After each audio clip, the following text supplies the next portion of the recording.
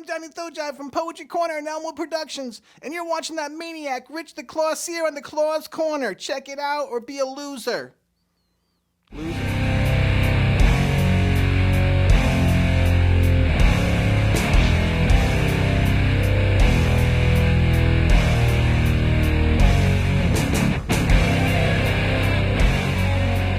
Welcome to the latest episode of the Claw's Corner. My guest is a well-known friend of the Claw's Corner. He has done so much for me. He's a musician, author. I'll even say poet because you write a lot of stuff. And I first met him at the Twilight Zone convention several years ago at Rod Serling Fest. And he goes, Rich, I would love to help you out with your show. So thanks to my next guest. This show not only is on YouTube, thanks to John Bristol of the award-winning Elmwood Productions, but because of my next guest, it's on Spotify, iTunes, Amazon Music, Audible, and iHeartRadio. So please welcome the man, the myth, the legend. You know him. You love him. Rob Bull. How the hell are you? I'm doing great, man. How are you doing? I am doing very well. So glad to have you back on the show. I like to have you on maybe every couple months to always get an update. First of all, right off the bat, thank you very much for all you do to get this show to as many people as I can. I was checking the stats out right before we went on.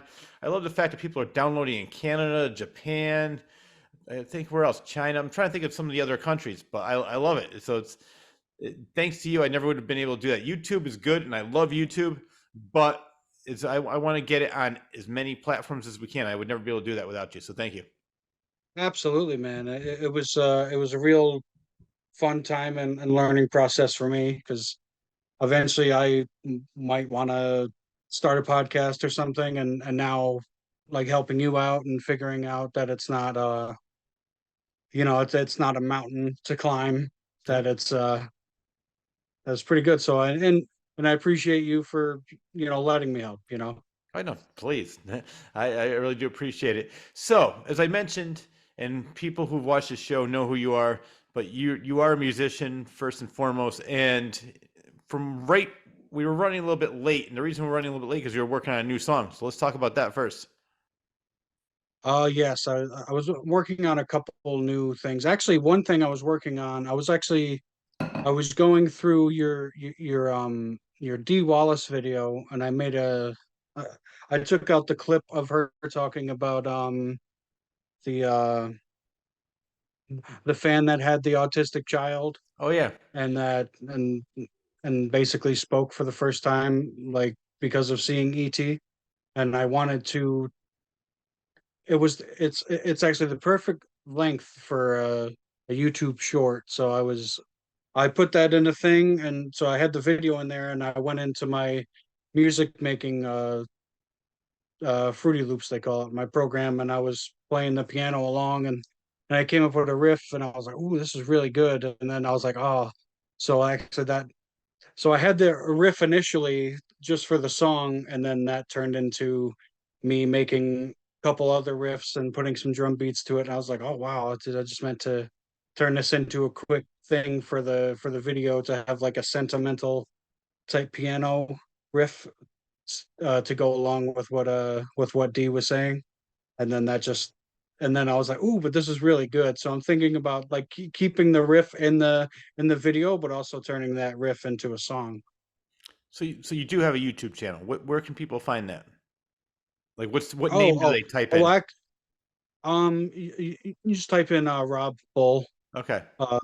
ROBBULL, and then should be there's a couple people that have the same name too, but it's me basically in a clown nose.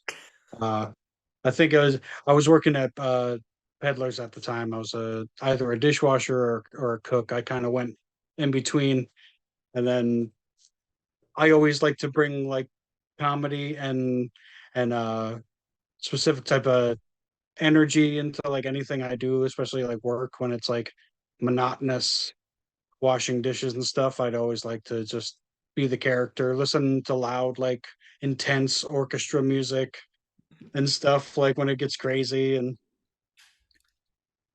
So stuff.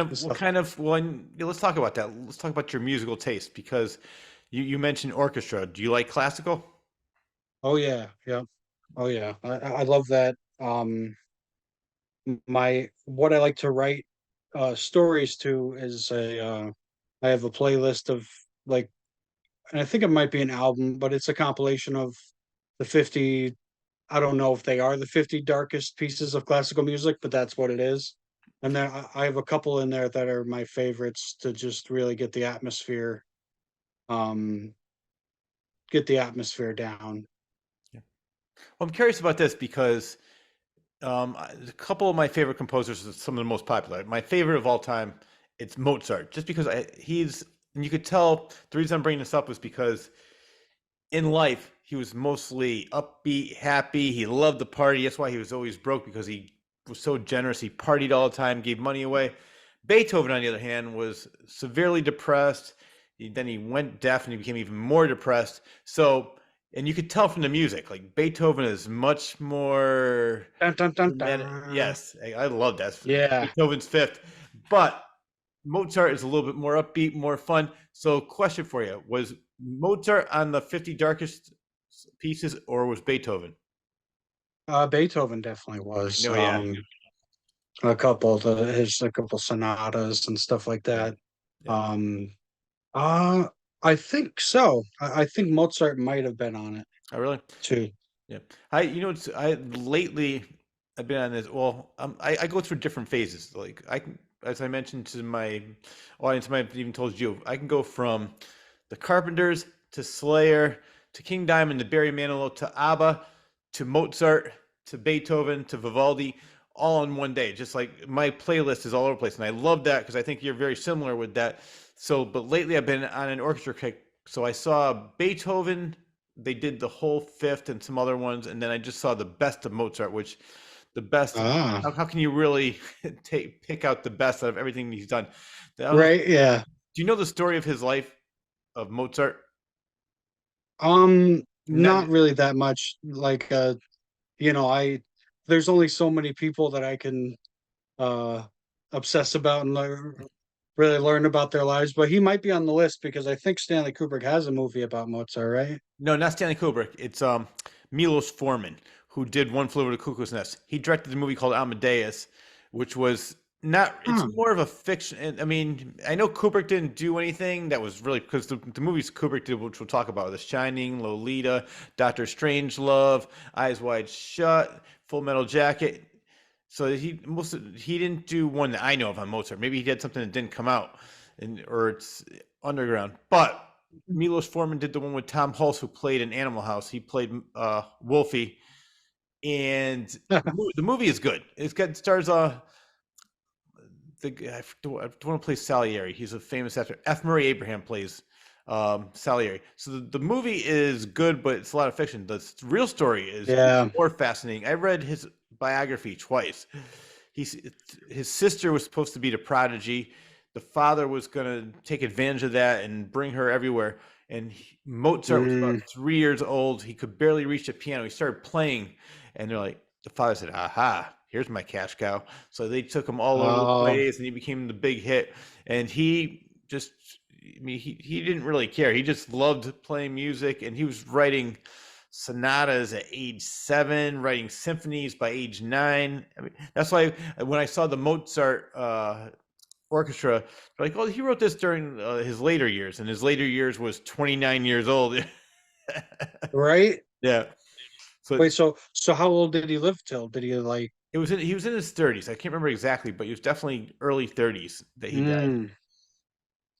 Was it like was it like common back then, or yeah, because for the time, or okay, I wasn't sure if it was like he died because of a whatever, an overdose or something. No, I know it's more common now than it is back then, but yeah, he wasn't part of the infamous 27 club, right?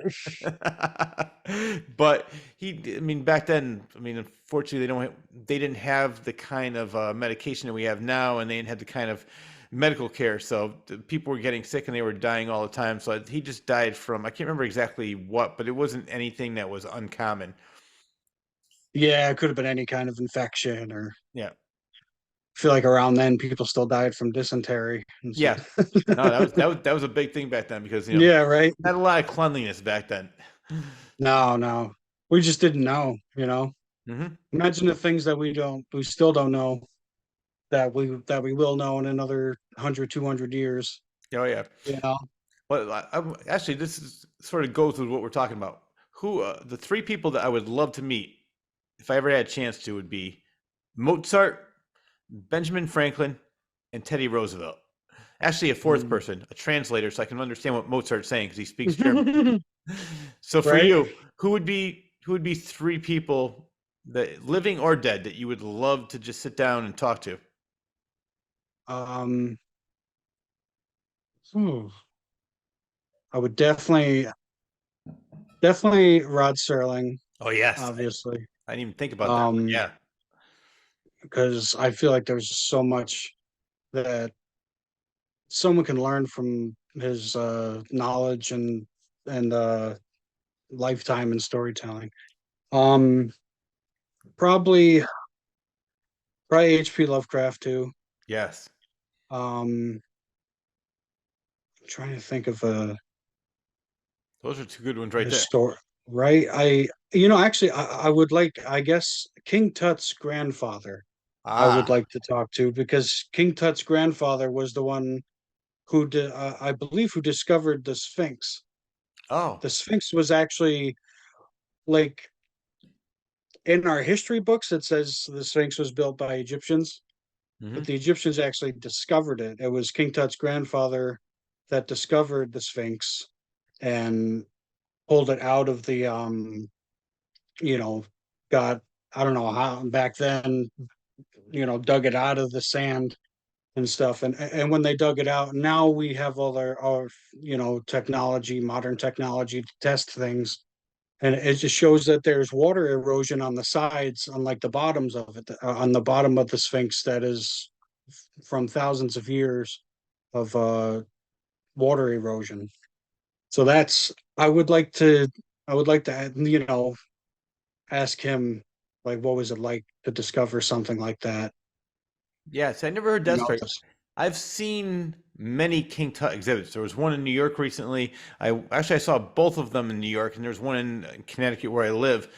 But what's impressive is how old was he? About 13 years old when he was leader of the country. yeah, And what's even more impressive is that when I saw the artifacts from that time period, the quality is phenomenal. I mean, so much better than what comes out today. It's just that these things will last forever and ever. There's, especially if you were a king or somebody of royalty. oh yeah, Things were yeah. so. I mean, I was looking at chairs they made and different things, and wow, it's just the amount of time That put must have into been it. amazing. Yeah. And That that, must have been amazing. yeah. I That's so cool. have you ever been to a King Tut exhibit? No, actually, I haven't. I've been to the Museum of Natural History in New York City, which I believe Yeah, has some things from Egypt, they do. maybe some things from King Tut, but I've never seen an actual full on exhibit. That would be amazing. That's awesome Yeah. Well, you that know you got to it's see that. yeah. Well, you know what's interesting? All the people we talked about: Mozart, Beethoven, Rod Serling, King Tut. They all accomplished so much in such a short span of time. Rod Serling was what, Right? 51 years old, I think. I'm 55, so I'm older than Rod Serling was, and the amount of things he did in his life, he lived at least 3 lifetimes with all the things Hmm. he wrote and did. Then of course, Mozart and King Tut was 13. He died so young that he never even had a chance to really do anything. But he's ruling a country. Yeah, but he was a king before, Yeah, yeah, that's mind boggling to think about. Like, you're a king before your brain is even yeah, fully developed. You know? yeah. So this whole conversation started because you said we were talking about orchestra, and I asked if you like music. So the music that you're making with the D Wallace, when's this going to be released? When can people see that in your YouTube channel, Rob Bull? Oh, I mean, I hope soon. And actually, I was thinking it would you could put it up on the you could put it up on the Claus Corner channel too. Yeah, Start because I was going through and looking at different videos and trying to think of shorts and stuff, because like the YouTube algorithm now, it heavily favors people that do like the shorts. Yeah. and stuff. So like it'll send it to other people, and plus having those short, like really emotional clips, especially like that one in particular. That was the first one that came to mind, the D Wallace one. So I was like, that could get a lot of views and a lot of attention to the channel. Yes. And then That's a great idea. I mean, you and I could speak off the air. So I want to start doing things like that, just taking little clips of my interviews and putting, especially on TikTok. For some reason, TikTok seems to be the new in thing. And I know friends of mine, they get millions of views for nothing. I mean, just like simple videos, 15 seconds long. I said, how'd you get 15 million views on that? right, yeah, and that's a good payday for Oh, yeah. for 15 million views. Yeah, it's basically it's doing what everybody else is doing, just with your own twist, you know. Like that's what I'd like to.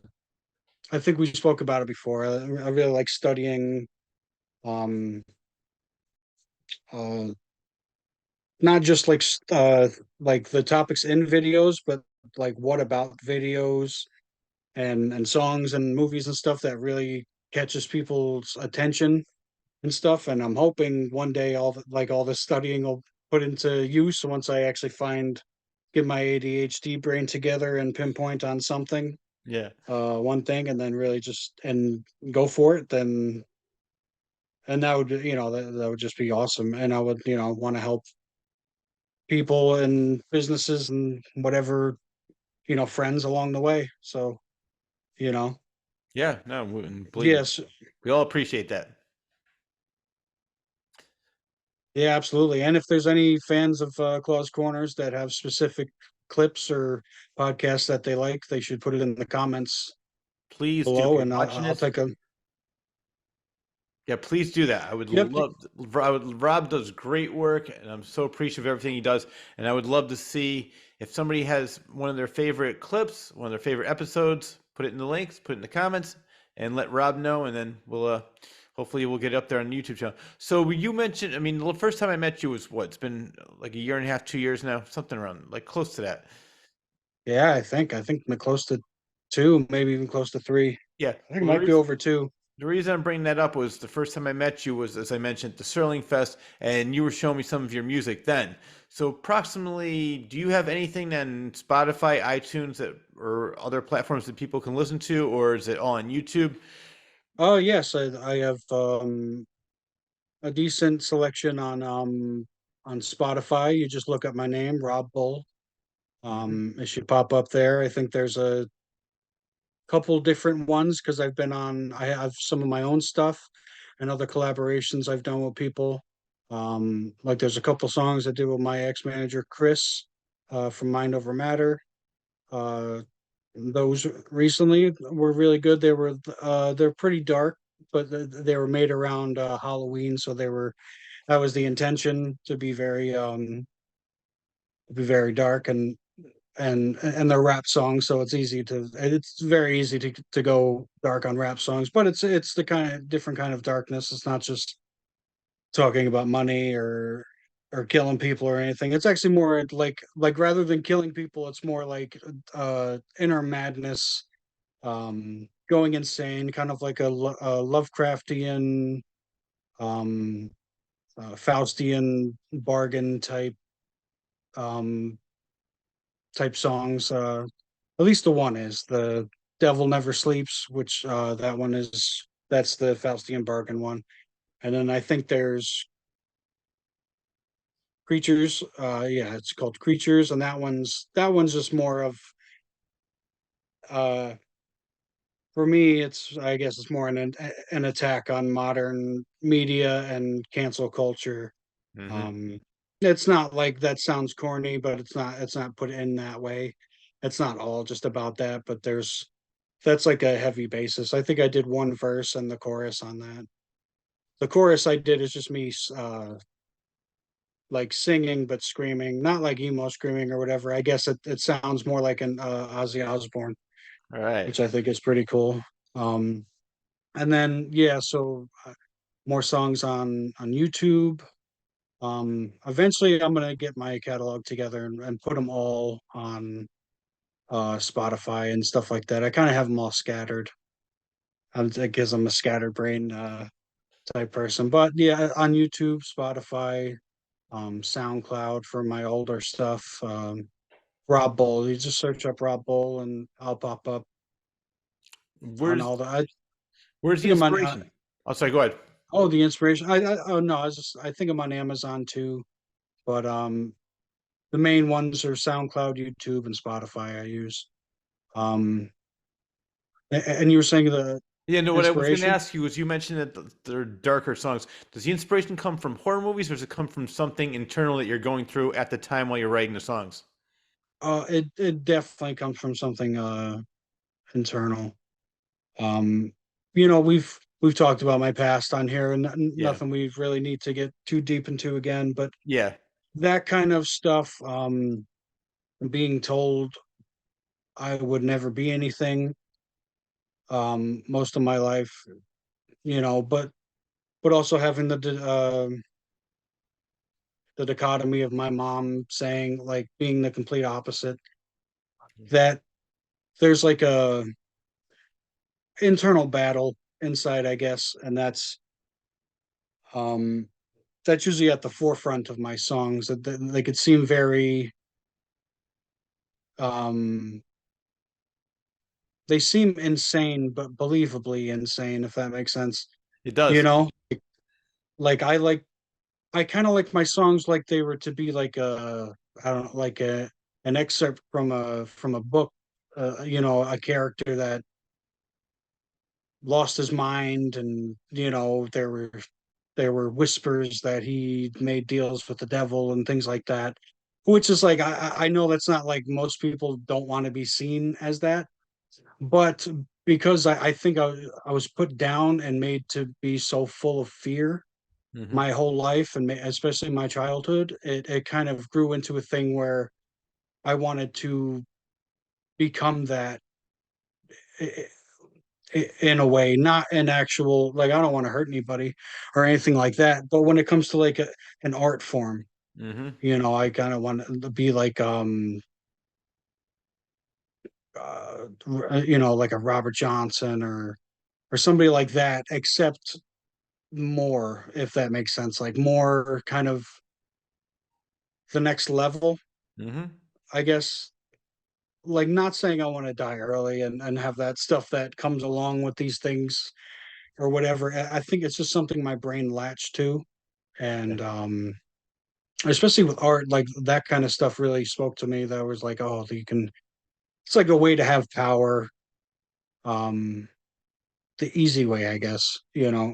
As weird as it sounds, Yeah. No, I but know exactly what you're saying, and I want to say something regarding this because I just recorded an interview. It's not released as we're recording this, but her name is Tina Cole. She's an author, musician, and actress. Most people know her as Katie on the iconic television series from the 60s and 70s, My Three Sons. But you have to watch this interview. She did so much more. And the reason I'm bringing her up was that her whole thing is that happiness is a choice. And I even said, there's so many. So two things, the same thing can happen to two people. One person goes down one road, one person goes down another road. And I love the fact that you chose the road where it's a more positive avenue, and you're maybe in the past you had some problems, but you're not playing the victim, you're not making excuses. You're like, no, it's going to make me stronger. I'm going to prove these people wrong. And that's what I love about your attitude.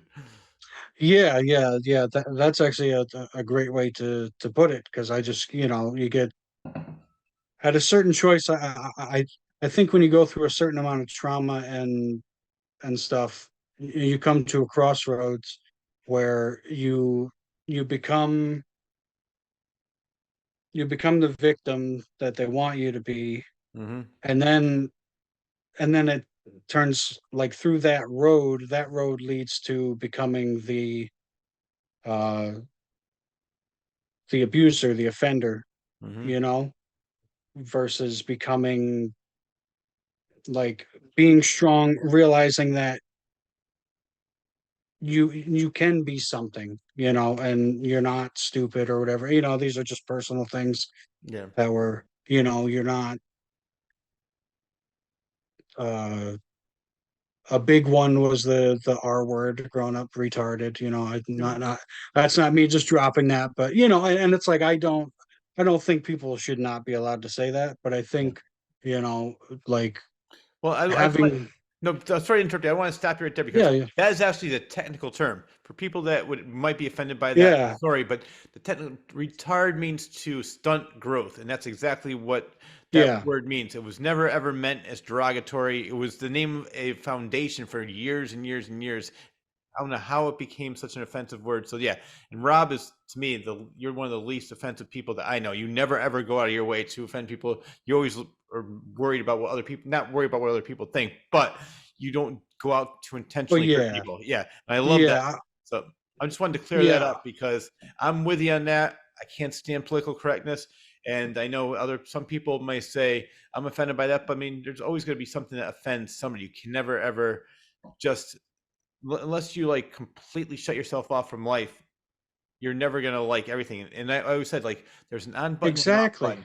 If you don't like it, yeah turn it off. You don't have to sit there and watch it. So first of all, Rob would never offend anybody intentionally. But what surprises me, and I'm sorry to cut you off, but I just wanted to stop you on that one. I can Mhm. never ever imagine why anybody would even say that about you because I met you and I still think you're extremely intelligent. We were talking about movies, TV. You knew the history of all these different things that I never even heard of. So, I mean, it takes an intelligent person to remember all that, know all the facts, and you write music, you write books. I don't know how anybody could ever think that you're retarded or unintelligent. yeah right I don't understand that. no and I really appreciate that, and like a lot of that negativity that was instilled was in my childhood. So that also gave me the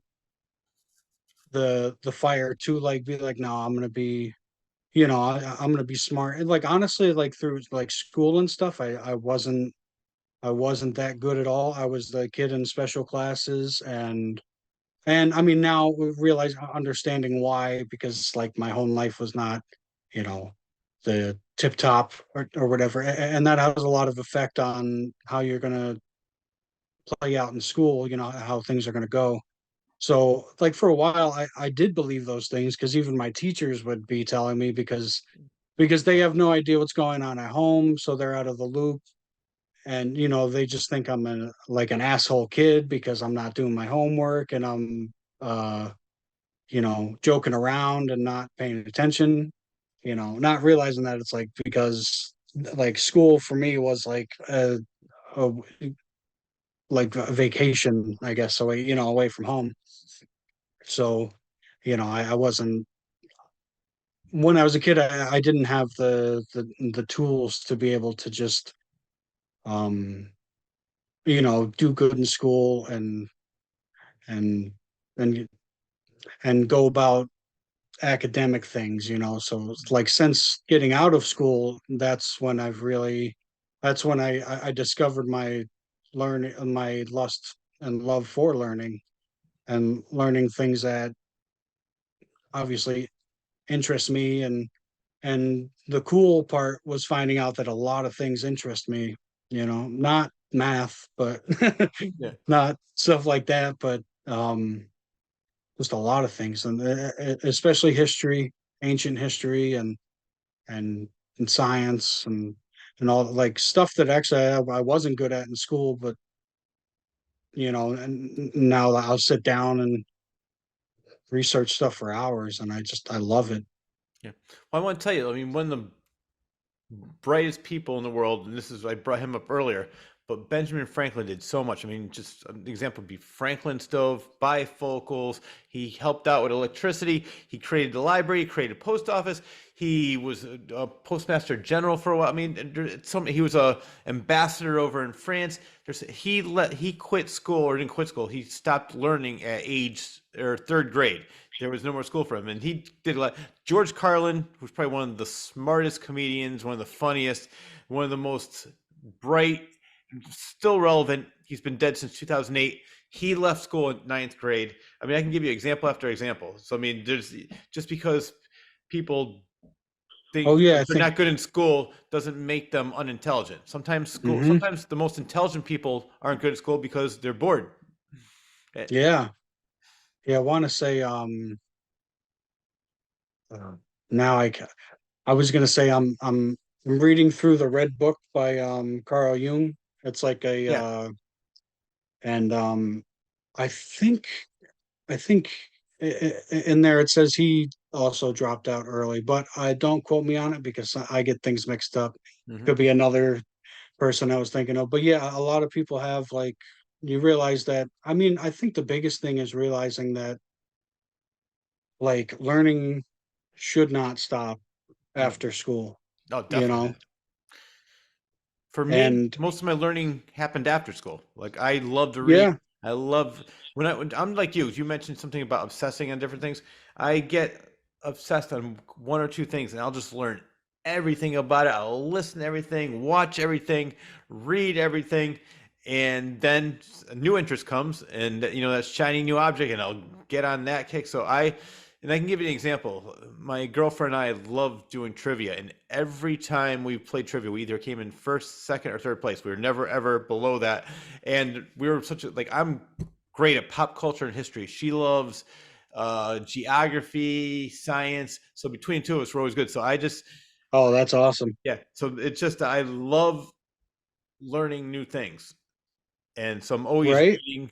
Like if there's something on the back of a matchbox, I will read that just because. Like, oh wait, that's a cool fact. Never realized that yet. Right? I think like learning and creating are the some of the like the best things in life, you know, Hmm. because you take that learning, whatever it is, and you create something out of it, you know, Yeah.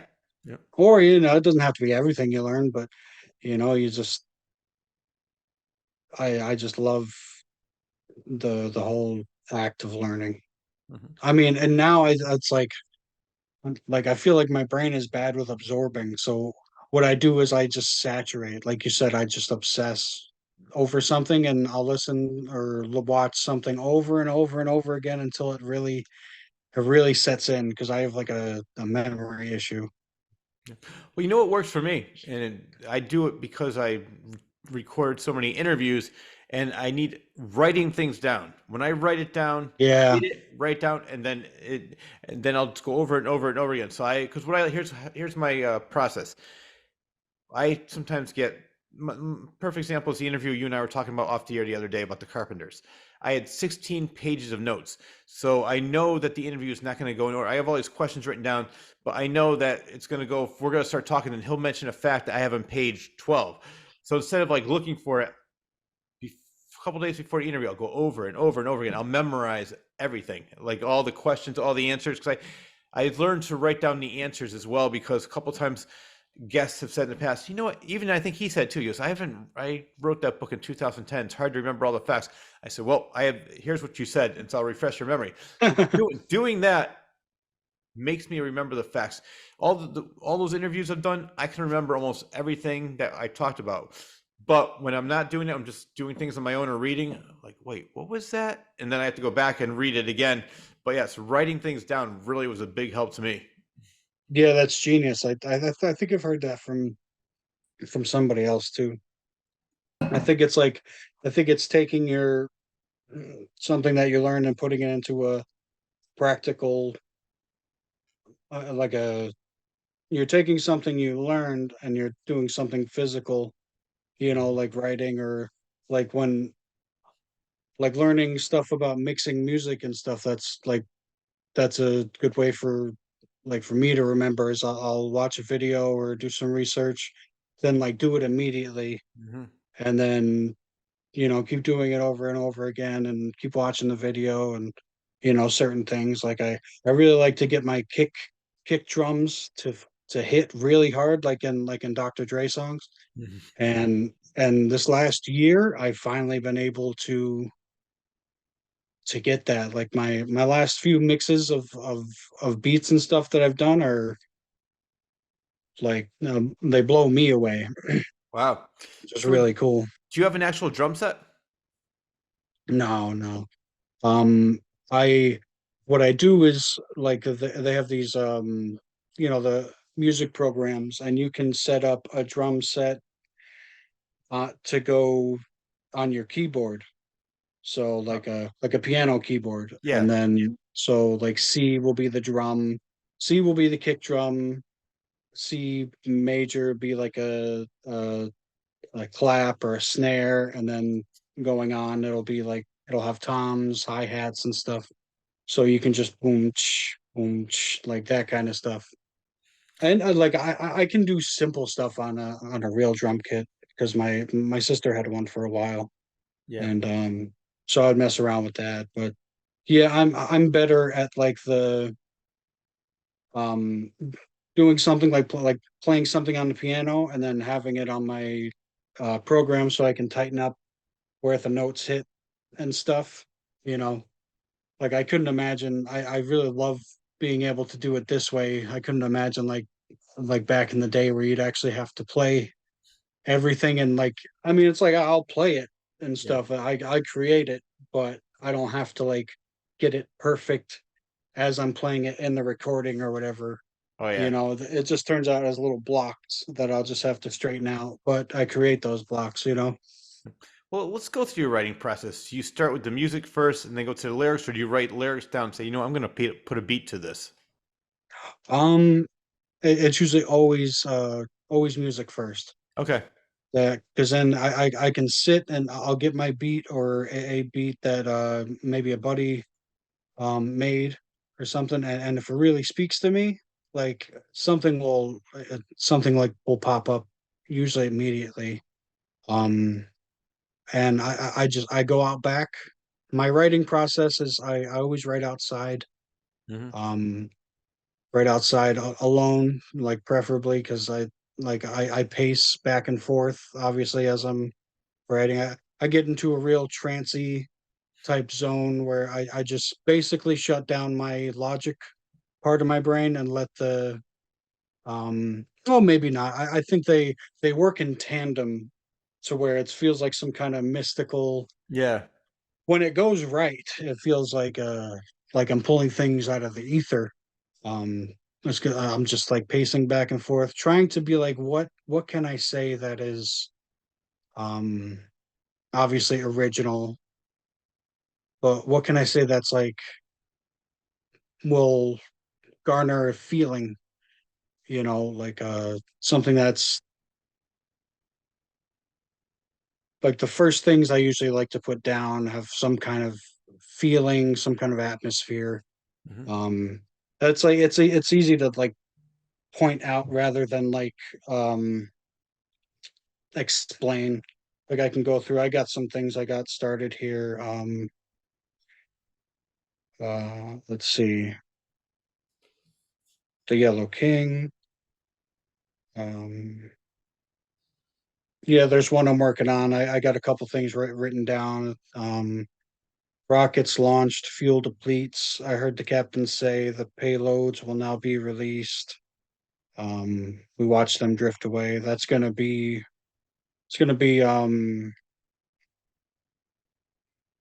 a song called Moon Men, and it was inspired by a Twilight Zone episode years ago that I made a beat for, and then I kept it for a while, and I didn't really like the way certain parts of the beat were, so I recently um actually it's kind of weird because I think I made that beat on New Year's Day um in 2016, I believe. New Year's Day 2016, and then I went back and when I remade it or like started remaking it, it was just this last New Year's.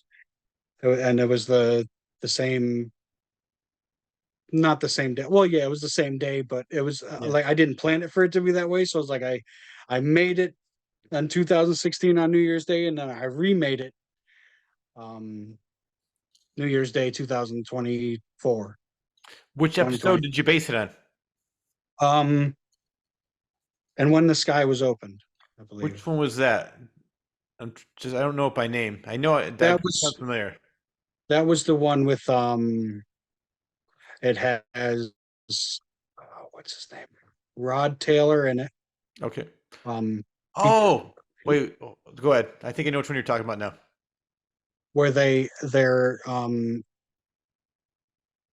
astronauts on an experimental spacecraft that goes into space, Mhm. and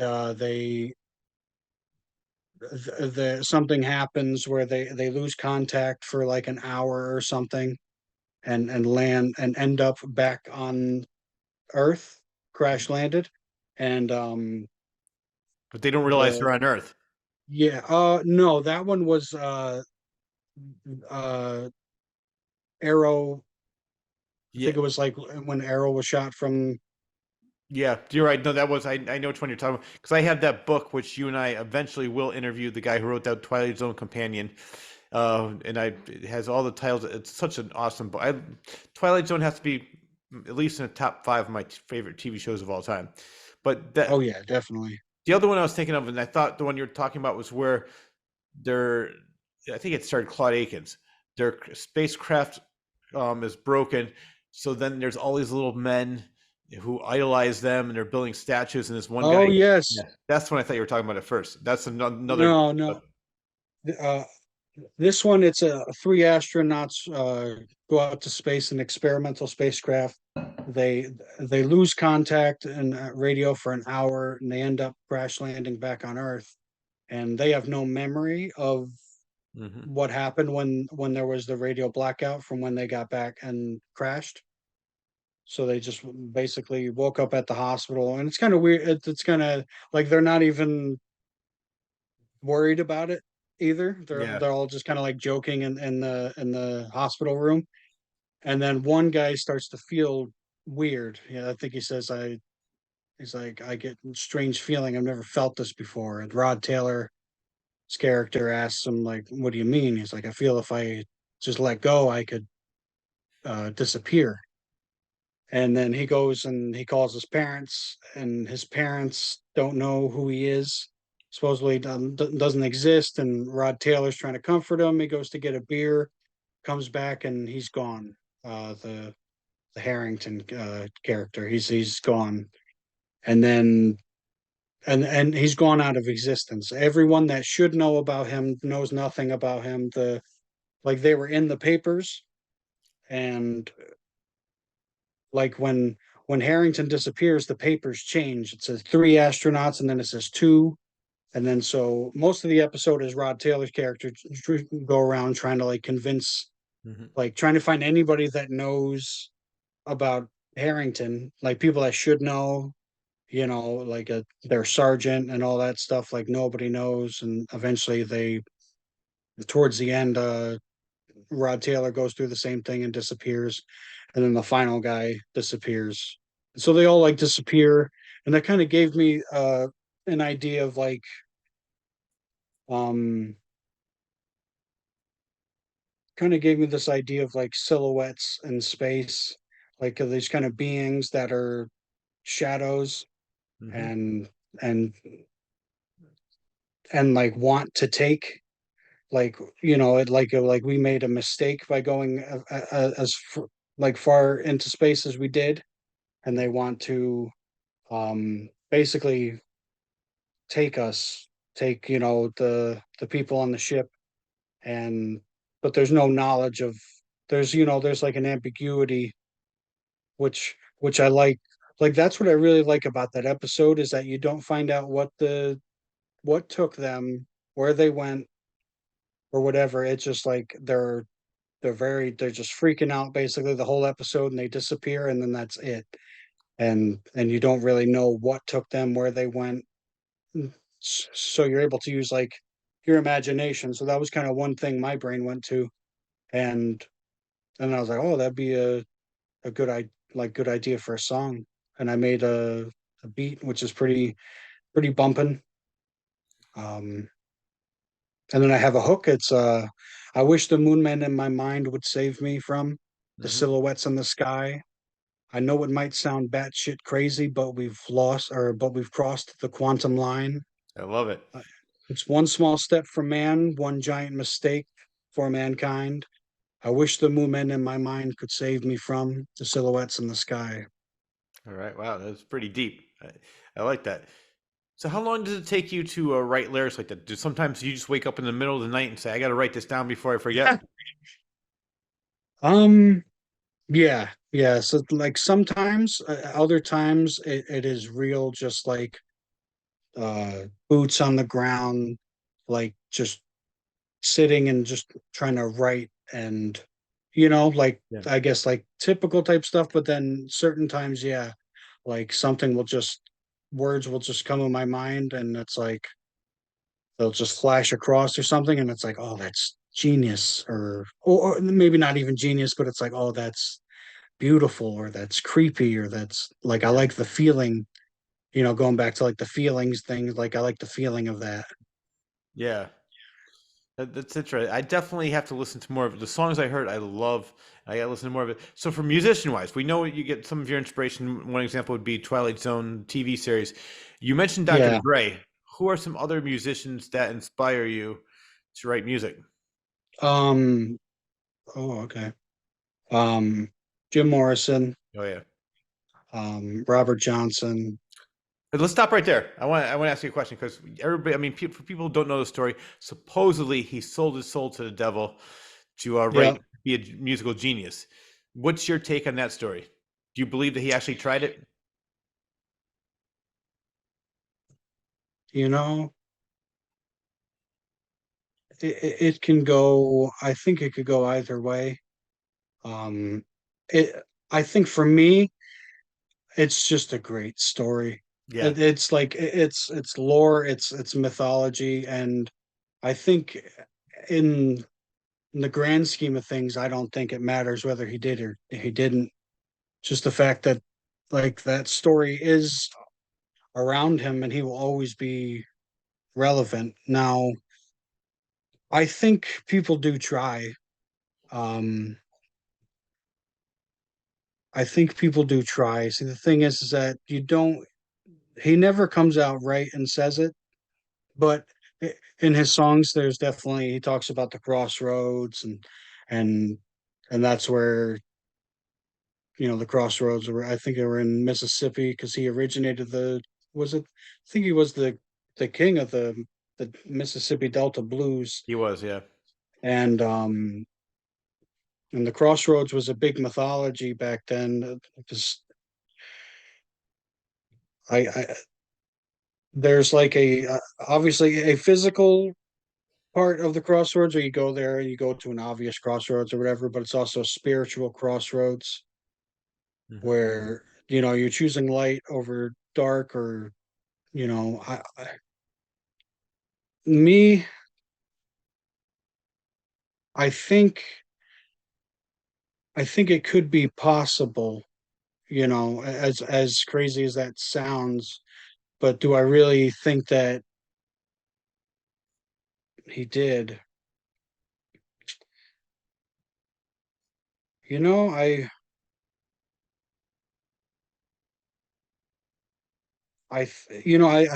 think there would be more. I think there would be more around it. But I mean, that's the thing. So many artists have, like supposedly done that. Like there was, I think, Paganini, the great composer, like he was another one that was thought to have sold his soul to the devil for great talent and stuff like that.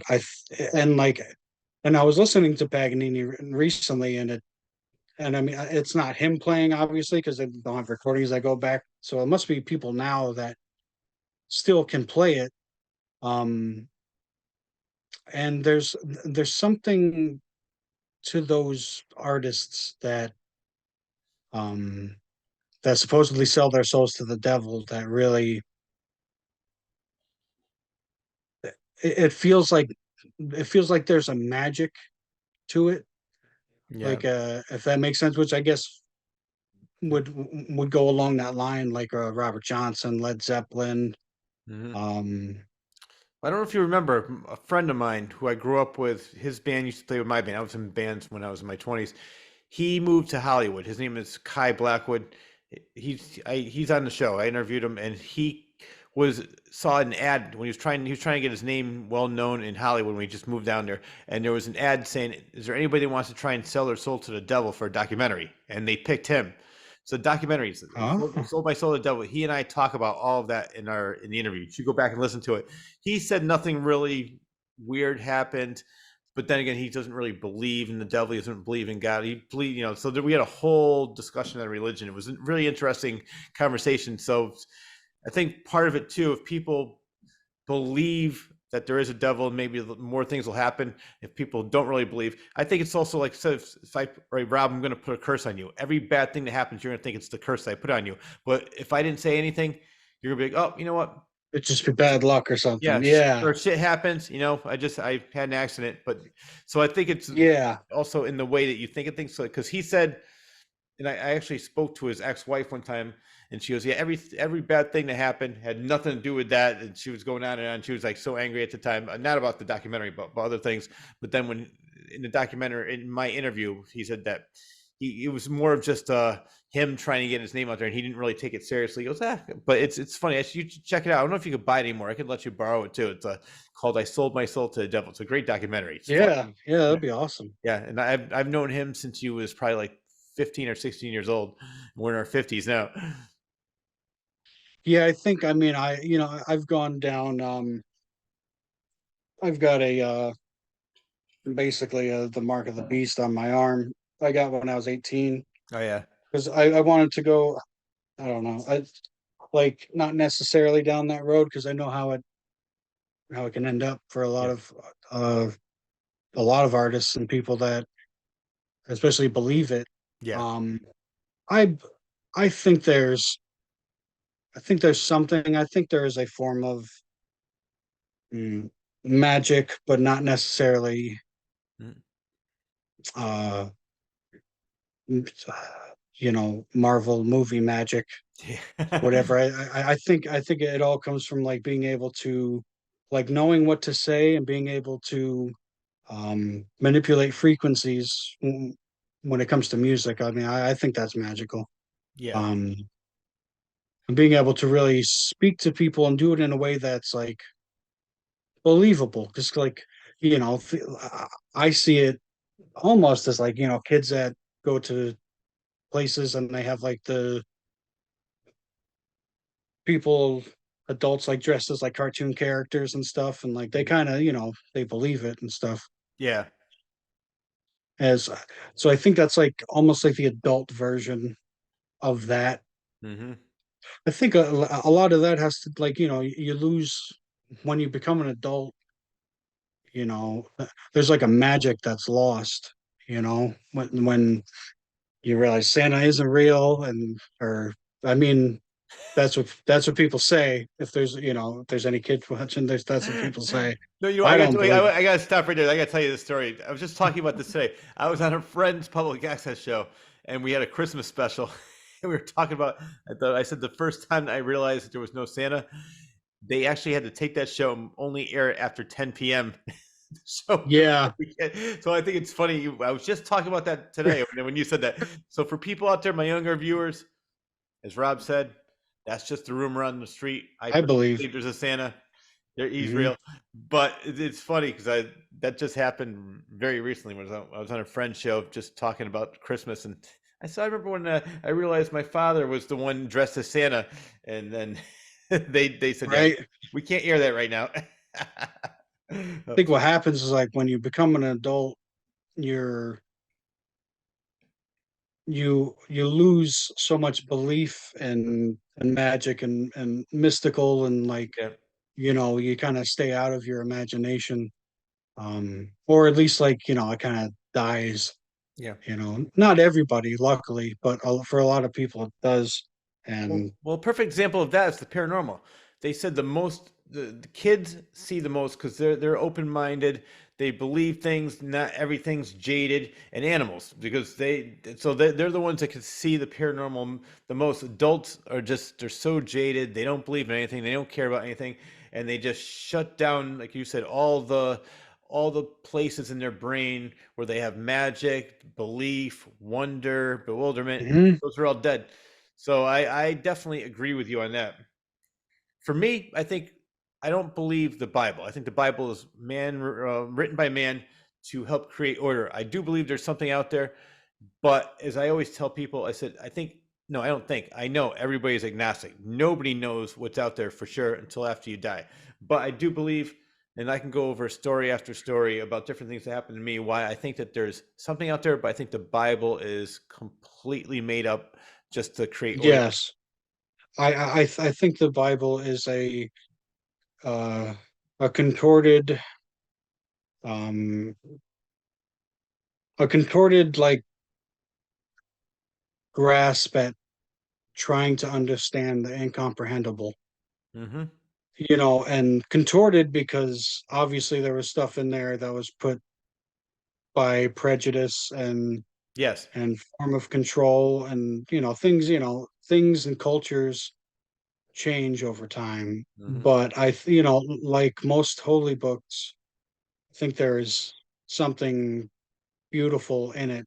Not everything, obviously, but there are good parts that I think should be more pinpointed on than the negative stuff. I think a lot of the doing good for your fellow man and doing good for yourself and just be good to thy neighbor and all that kind of stuff. Like that's the good stuff for me. Yeah. Because I feel like there's a war going on with culture, obviously, but also like between like morals and stuff, and like I don't know. I feel like you could see it. Everybody sees it now within like the last Yeah. 10 years. Yeah. It's gotten worse. Up is down and down is up. Yeah. Well, here's I always make this joke. I said in the Old Testament, God is mean, vindictive, jealous, petty. Then he has a kid, mellows out, and in the New Testament, he's a loving, all-knowing, all-caring God. Yeah, right. Yeah, You just need to have a kid to say, you know what? I don't know why I was so uptight in the you Old Testament. need you need purpose, which I think that's what gives a lot of people. Kids give everybody purpose. I mean, Yeah. most people. You have the people that for one reason or another don't just aren't good parents, and maybe like there's people where that's not their fault, but I have to say right there, because you and I have had so many discussions about your family life. I never met her. I just know her through Facebook, but I love your mom. If you're watching right now, I love you. I don't know you, but you're great. I love your Facebook posts. You're so positive. You seem like you're so full of life. You're always having fun. You always look great. You did a great job with Rob. And I said, I never met you. I definitely want to have you on the show if you're watching right now. oh yeah, she'll be watching. Oh, She'll yeah. probably say something around this point when she gets to it. I hope so, because But I need yeah, it. she's great, man. So like she's just like me and her are very similar in the way where we want the people around us, like the people we care about, even the people that maybe tick us off or whatever. Like overall, we just want the best for Mhm.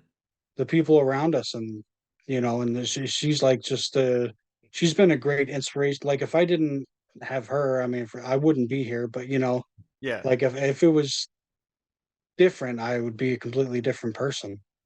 So like to me, she's like form of magic in a way, or at least like a, a testament to what really should be about. Yeah. You Well, know, like I don't really know her. Like I said, I just know her from Facebook. yeah, What I can see though, she is so loving, so caring, so thoughtful. And this is just through what I can see. The things that she posts, the pictures she puts up, the comments she makes on your photos, and comments she makes on your wife Ashley's photos. Yeah, she is a wonderful person. And if everybody had your attitude and her attitude, it'd be a great world. yeah, and she's the same way like us too. Like she loves learning. Like me and her, we talk a lot about ancient histories and stuff, like where people come from, and um aliens, and all just like great conversations. she's like the person you want to be around, you know. She's Yeah. like she walks into a place and she's the person that like and like because of that it's weird, but you know she'll get people that are just like rude to her, you That's know, like that's pathetic. and she's not doing, you know, Yep. like most of the time like I'm not around, so when I hear about these things it's like I there's really nothing I could do. And I mean most of the time it's like she went to a couple parties recently around I think maybe Thanksgiving and like Halloween, Yep. and like there was like dance parties and stuff, and she would go in and like these people would get all jealous and like and just like leave Good. and Goodbye. stuff like what she We would don't need yeah, you. right, it's the weirdest stuff. I'm like Yeah. I don't know, like that's just Jealousy is a horrible thing. For it really yeah. is. No. Yeah. No, And it's like it's natural, everybody feels it, but you know, to actually I don't know, like if there's somebody around that is like making me feel some kind of jealous or whatever, like to me that's a sign that it's like oh that there's you know this person is like worth something, not in like a rob them kind of way or whatever, but like a like that this is something I want to somebody I want to this something about them I want to have yeah. one day, so that makes me want to talk to them, get to you know start a dialect and you know I mean not everything, it's like I don't know, if somebody's driving a fancy car or something, I'm not like, oh, I need to go talk to them or whatever. But if somebody's like artistic or music or whatever, I'm, you know, like jealousy to me is always it's a doorway to opportunity if you see it as that, you know. Yeah. No, but you know what's funny about that is I just had this conversation with somebody else about this. I said, and I'm being completely honest, I've never been jealous. I get inspired, and I'll give you an example, like just like what you said. If you see something like, you know what, I want to get, it makes me want to get up there and do something. And it's funny because I know you know, for people who don't know, I have cerebral palsy, and it's not really that bad. It's just mostly my right side is affected, the right leg and the right arm. But I get so many private messages on Facebook, like, Rich, man, I watch all the things you do. You inspire me. I feel like I'm lazy. I got to get up, and makes me want to get up and do things. And I said, I'm just living my life. I'm just having a good time. But if you're seeing what I'm doing and it's inspiring you, go right ahead. So that's why I think that Yeah. jealousy is a horrible thing, and they should turn it around into inspiration and say, you know what?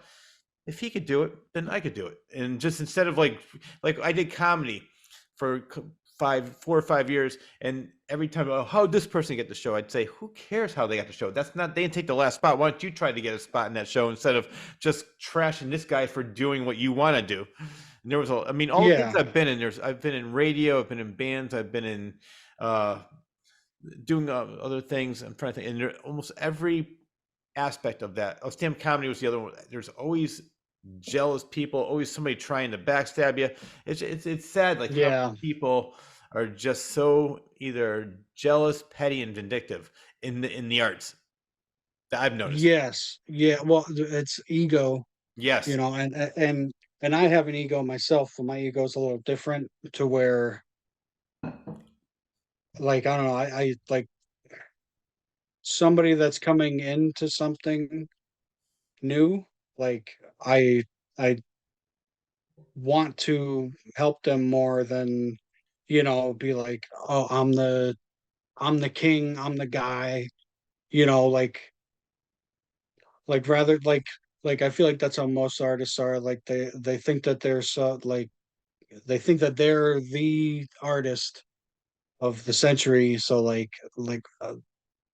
talking to other artists or you know like being friendly with other artists is difficult for them. It's really weird. They you know you get a lot of posturing Yeah. and stuff, and like that's why I did another interview recently with um with my buddy Los, who's he uh he emceed the shows where I opened up for Ja Rule and Fetty Wap, Oh wow. and he was saying he's like it was something along the lines of like he was talking about me and like how my demeanor is and stuff is like before I go on stage. I like I'm he's like you look like nervous, like you're like pacing back and like you look like you want to leave. And then, but when you get up on the stage, you just like explode with this whole different kind of energy where you take control and stuff. And and I love hearing that. And it's I kind of don't have that. I have an ego, but I don't have that ego to be like to be waiting to go up on stage and just be like, yeah, everybody, you know, all these other artists, I'm not going to talk to them, or I'm going to be like an asshole. Kind of like if they introduce themselves as like, yeah, whatever, Hmm. because me, like I've had that a lot. And then, but I'll go up on stage and then these people are like trying to like, oh, you got like a page or a card or something and stuff like that. So it's like, plus that's part of the show too, is I want people to think like this guy's making a mistake. Like, wait, this guy's going up on stage, he's like sweating, he's pacing, he looks terrified. I love it. And it's like, honestly, I am like internally, like, that's one of the scariest things is to get up on stage, but it's one of the best things Yeah. too. Well, the funny thing about me is I am extremely confident, but I'm not arrogant. I know what I'm good at, and I'm not conceited about it, but I'm just confident in myself. But what you did before the show, and I don't even think it's even being nervous. You just care, and you want to be the best you can be, and you're caring, not really nervous. You're more caring about how good you're going to be, which is healthy because when you become complacent, you're like, I'm great. You're not going to be that good. You're just going to be like put on an average show because you don't really care, and you're like, I'm good. I know it. But you want to be this. And I can't remember which actor it was. Let's just say it was Kirk Douglas. It was somebody of that caliber that used to throw up every time before he would do something because he was so nervous to get it out of his system. I mean, he did that for years, and he was a famous actor who's acted in hundreds of movies just because he cared Yeah. about his craft. And I think that's healthy. A perfect example is, well, yeah, I'm sure you know who Gilbert Gottfried is, right? Oh yeah, I, yeah, I, yeah.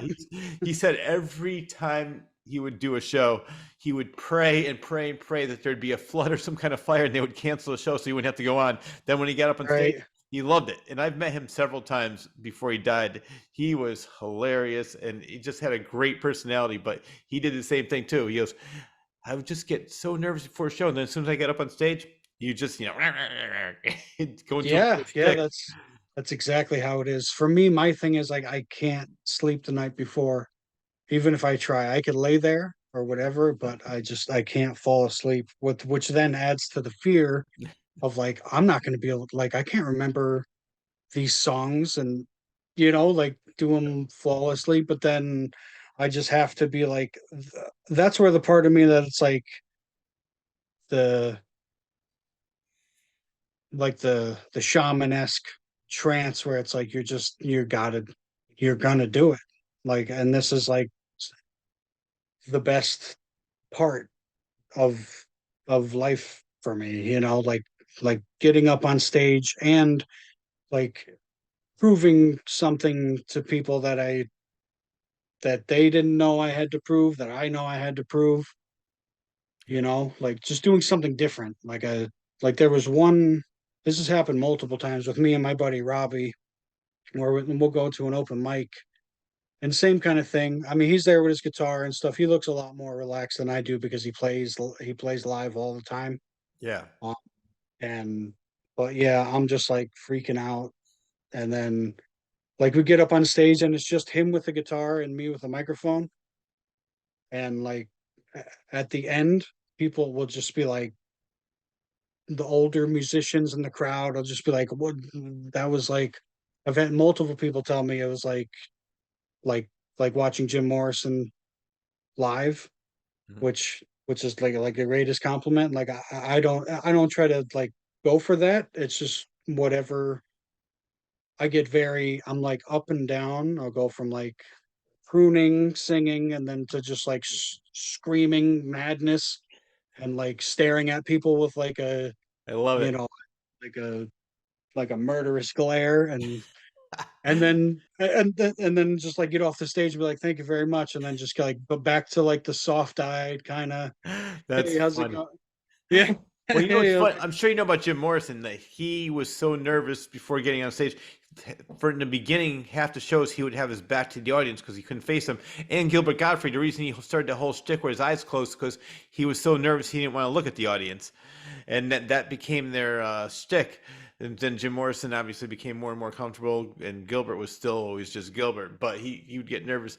But I said, for me, it's funny. Like if you go on my Facebook, just today, if you save after the show, you'll see a video. I love a crowd. The bigger the crowd, the better. And just recently, I saw a Carpenters tribute band. I've been on this Carpenters kick ever since my last interview with Randy Schmidt. You can check out my YouTube channel, Rich Sayre, and the Claus Corner. But they had a Carpenters tribute, so I got up. It was like all the Carpenters fans are. I want to say like 60 plus. So I'm a young buck there at that show. So I get up for the song "Top of the World." I start moshing around, dancing. The band loved me. So after, like, during intermission, these older women come up to me. Were you the one who was dancing? If you get up and start dancing, I'll dance with you. So I got up. Nobody started dancing. I said, you know what? I love being a solo artist. But I got the whole crowd saying "Top of the World" and going crazy. The singer said, she friended me on Facebook. She goes, Rich, I am so happy to know you. I love your joy for life. You're fantastic. You're incredible. So for me, it's funny. I love the spotlight. I love being the center of attention. And it really never bothers me. And the bigger the crowd, the better. But I don't know. For me, it's always like when I'm doing stuff like this, not nerves, but I always want to make this the best show it ever could be. Like it can be. Like I said, I spend hours and hours and hours getting one interview ready, memorizing, doing the research.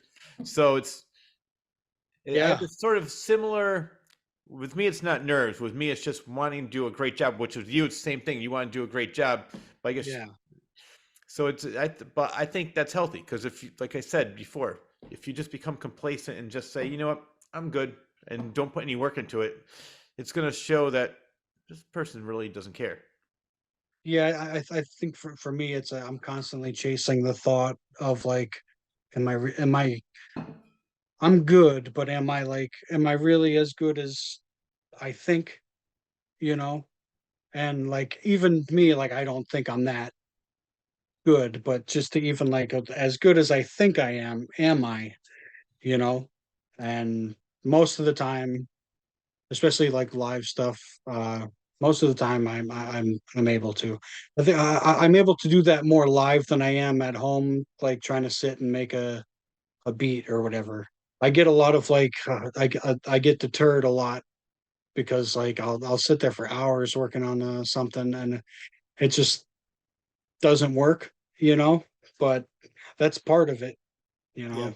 That's part of the thing with art. You got to do it to see if it works or not. Or No, exactly. The most important thing is to take risks and not worry about failure because I love that saying. I think it was actually, I mean, he didn't say it, but it's in the movie Rocky. It's not how many times you get hit, it's how many times you get back up.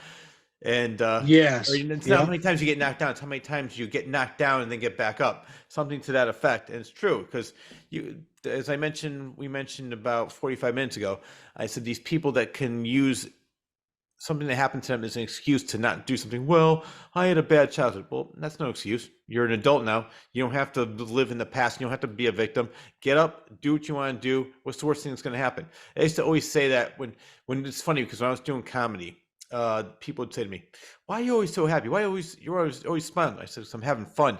And they're like, right. "You You're have doing fun comedy. doing this?" Yeah, you have. And I said, "What are you doing this for?" They thought that they would get up on stage and they get this three comedy special deal or something Netflix deal. I said, it's not going to happen. Maybe it could happen at the right place, right time, but don't do it for that. Do it because you actually love doing it and do it for the fun. And everything I've done, I've always done because I'm having fun. Like right now, I'm enjoying doing interviews immensely. I met so many interesting people, you being one of them.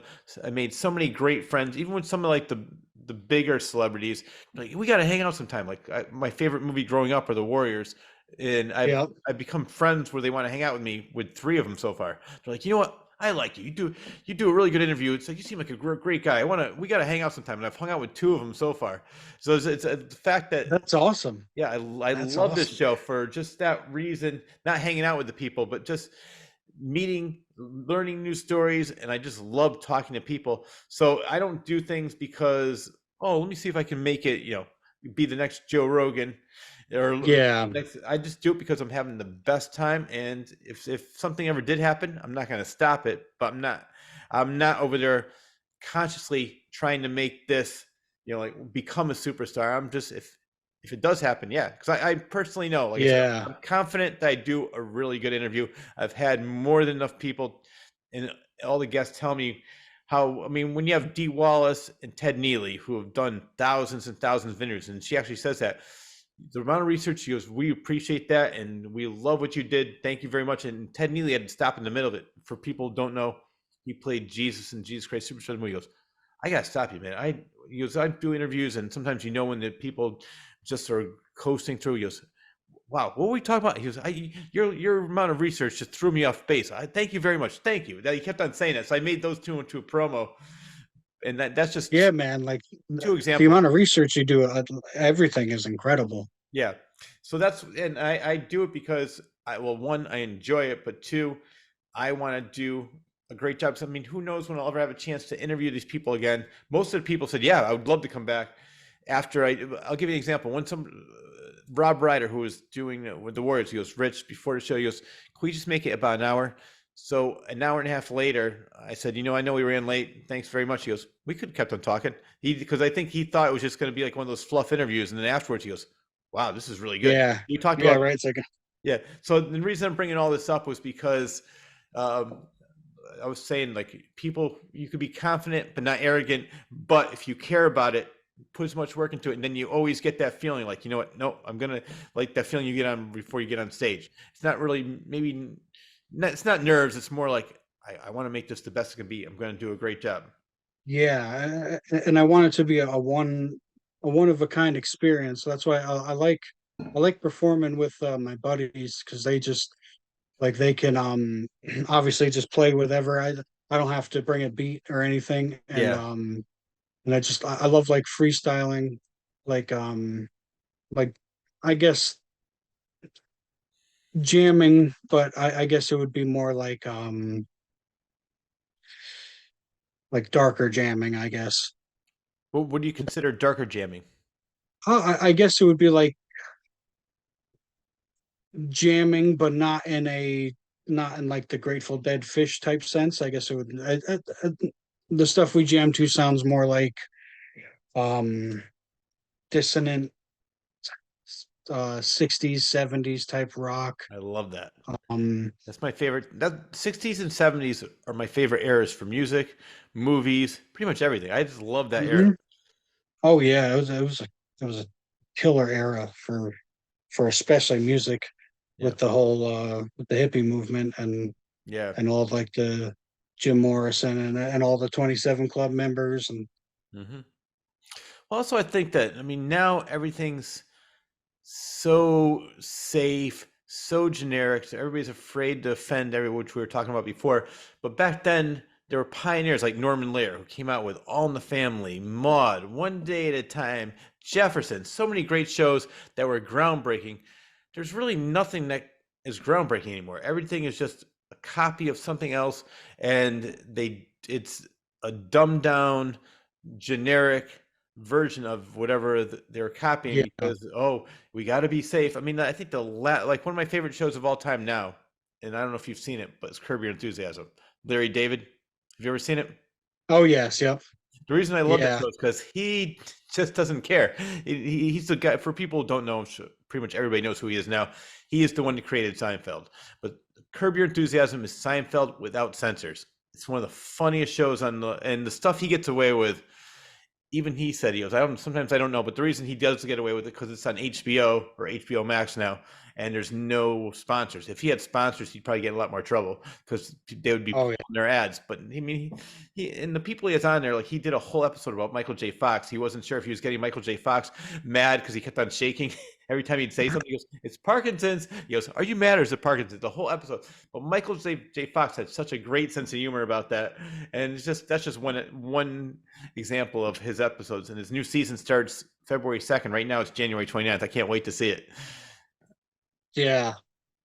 Yeah, that's incredible, man. But I think the people play it too safe, and they should go by Yes, yeah. history. It's like the shows that will last forever. I think one besides Curb, another one that is groundbreaking and is not afraid to break the rules are Matt Stone, Trey Parker with South Park, and everything else they do. Oh yeah, yeah. They've been killing it too recently with their last special or their last two specials that Yeah, they came on with. One was the one about Disney. I love that one. That one I saw. Yep.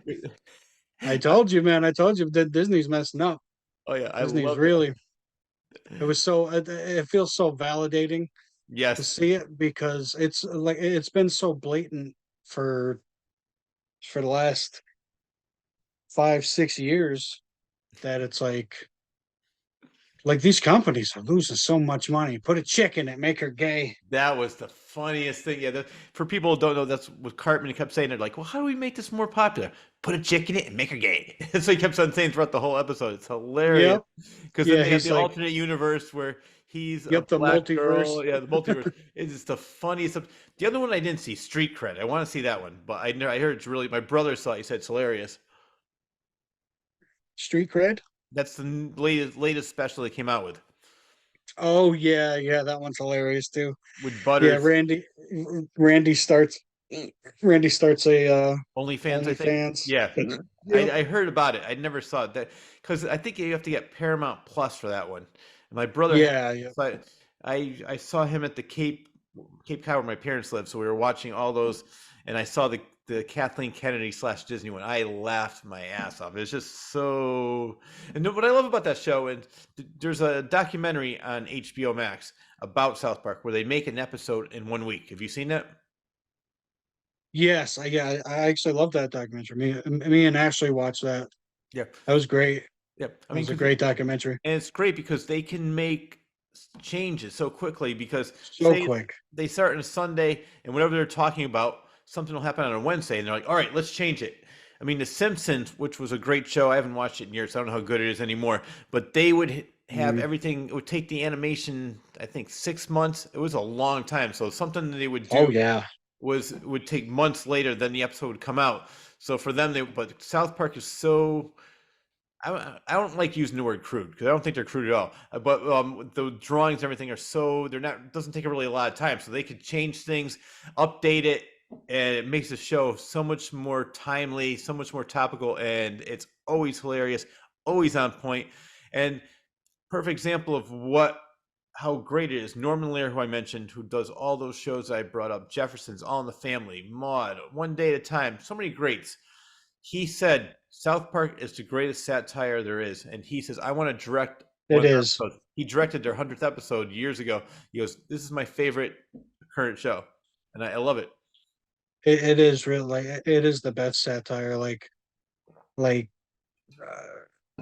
it blows everything else that's ever tried to be satire out of the water. Saturday Night Live, Oh yeah, Family Guy, Simpsons, like it's stood the test of time tremendously.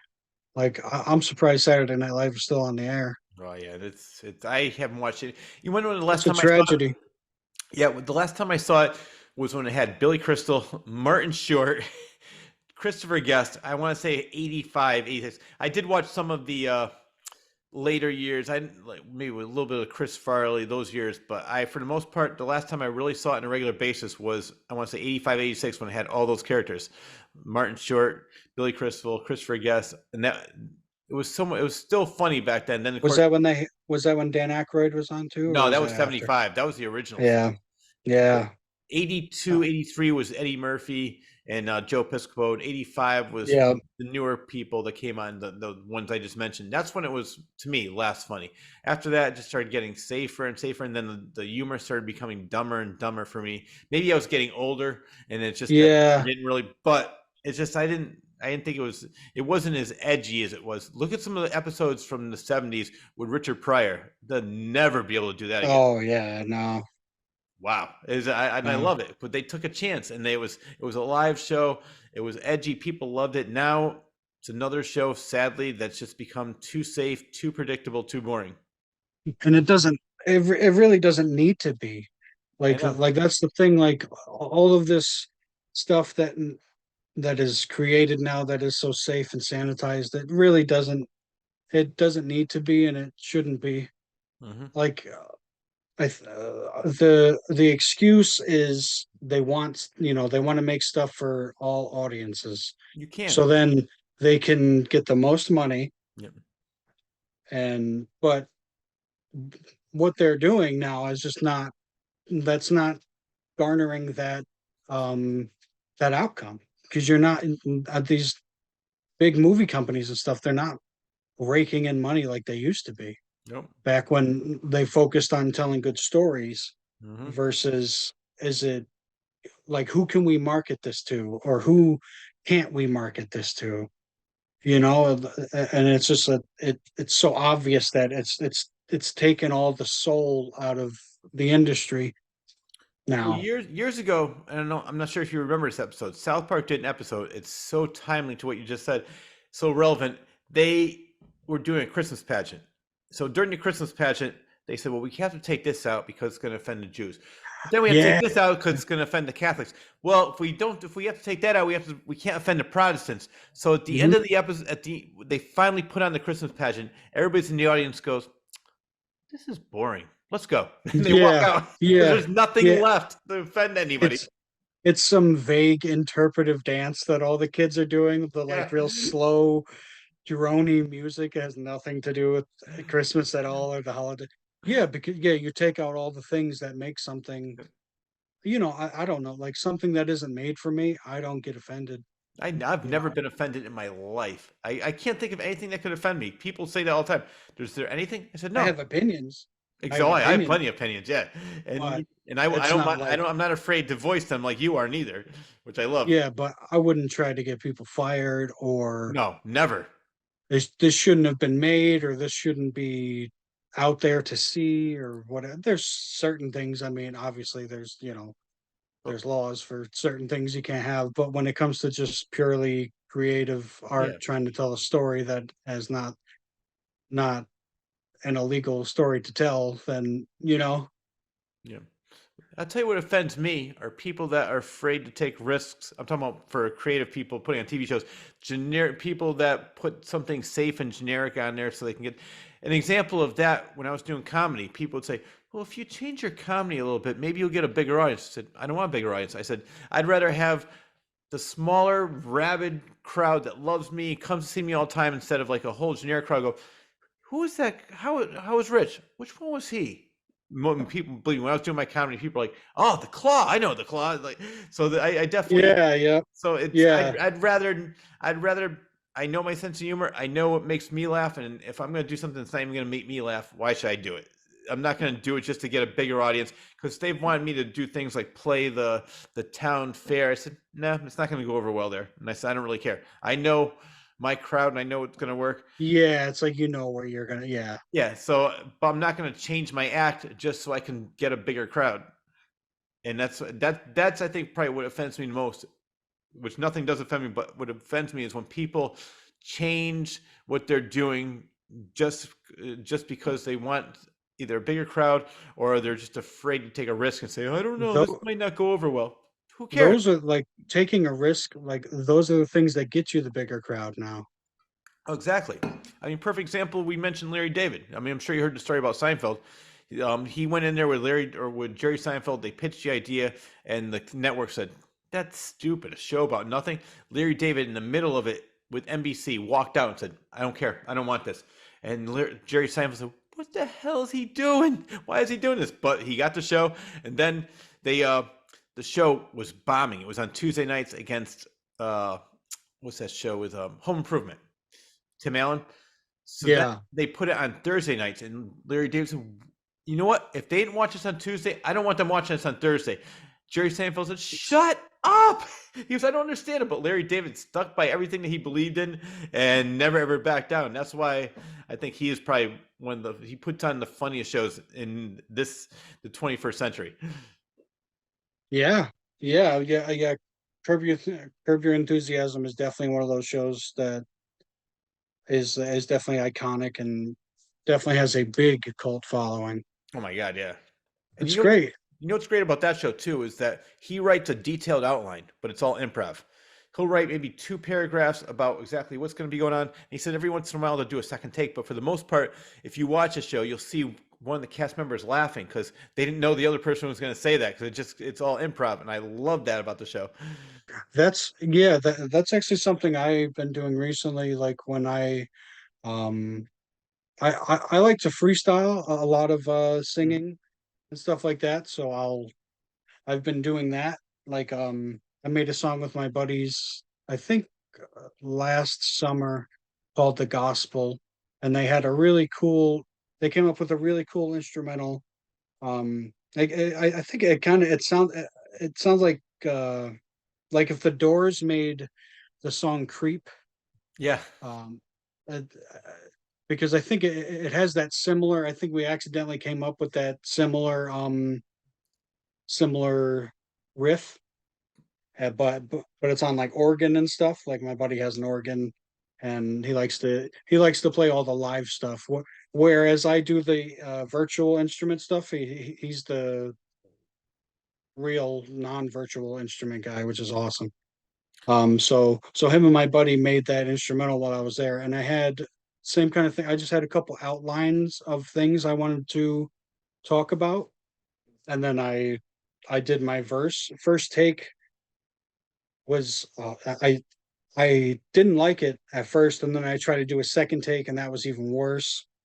And then so I didn't listen to the song for a couple weeks, and then once I did listen to it, I was like, holy crap, this is pretty good. I don't know if would you want to would you actually want to check that song out? We could do it on here. Um I know it might not be the best for the audio no, listeners, but I let's would do love it. to get your Definitely, um let's do it. I want to hear it. get your take on it. Is it similar to what Eminem does in 8 Mile, where he just starts riffing? No, this is actually me singing. Like when I say freestyle, it could mean I'm bad at freestyle rap, Okay. but I'm good. I'm better at freestyle singing, Okay. where coming up with words and melodies on the spot. Yeah, let's hear it. And absolutely. Let's see. I wonder if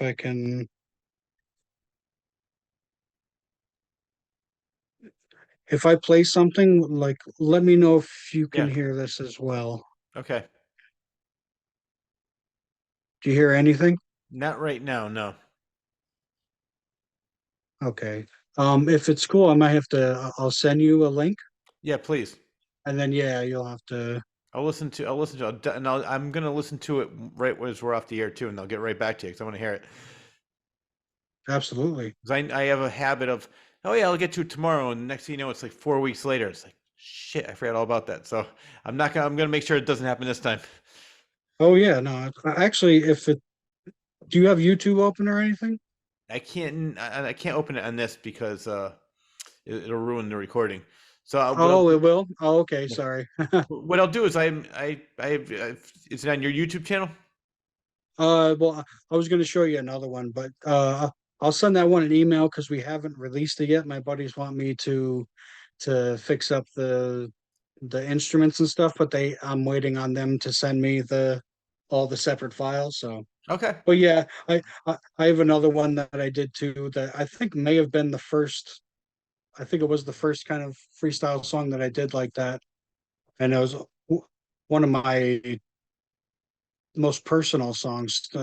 Drag Me Down is about um the addiction to Adderall, Mhm. and falling into that kind of um letting that go out of control and spiraling and staying awake for days on end while at work washing dishes, like going from washing dishes to at home working on music, and just kind of letting that, not realizing the impact that it has on your brain and your hormonal levels to keep you like leveled emotionally.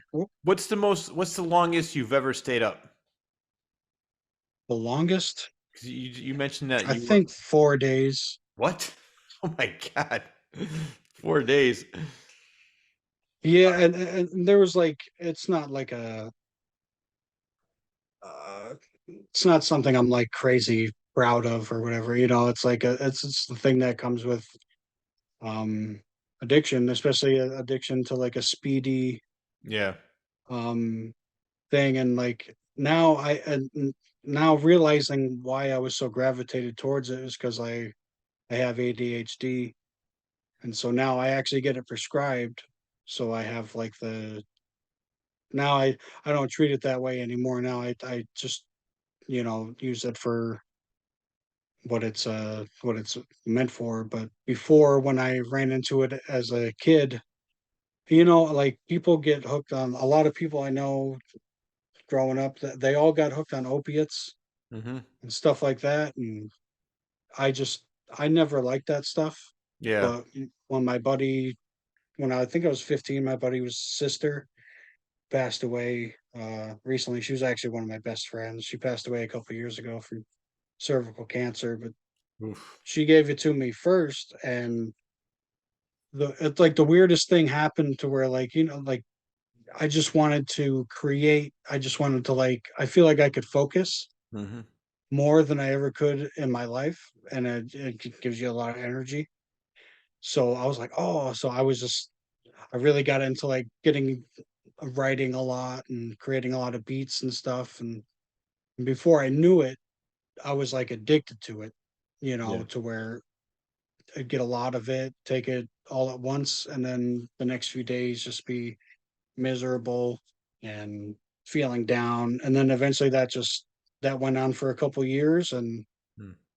and then it came to a head one night at Peddlers, which I was working at. Mhm. I was a dishwasher, and I loved the dishwashing because it was such a mindless Yeah. job that I was able, like, I wrote so many songs while washing dishes because I was always good. I would have my headphones on, but I was always good with whenever they would call me, I was alert or whatever. So Yeah. they let me wear my headphones where they wouldn't let other people wear their headphones because, for one, I was like the only dishwasher there for like I worked there for like 4 years, and for a year of that, I was probably the only dishwasher there. So I was there like every day from morning to night. They needed me, which feels good, job security and stuff. But then I really started taking more, um, going out and buying more Adderall, and and people in the restaurant were using it too because it gives you energy a long amount of time. So then that just became a thing, constantly working, staying up for 4 days on end, Wow. working, band practice, and making music in between. But that just it after a couple years, that just took its toll, and I felt like I was going crazy because my hormones were I was always so miserable and stuff, which happens um, with that kind of speed abuse. It, it makes it so you can't really get happy, and it's harder and harder for you to especially concentrate because there's a dopamine thing where you can concentrate. Yeah. And yeah, so then that just came to a head, and I finally just kicked it. I quit my job.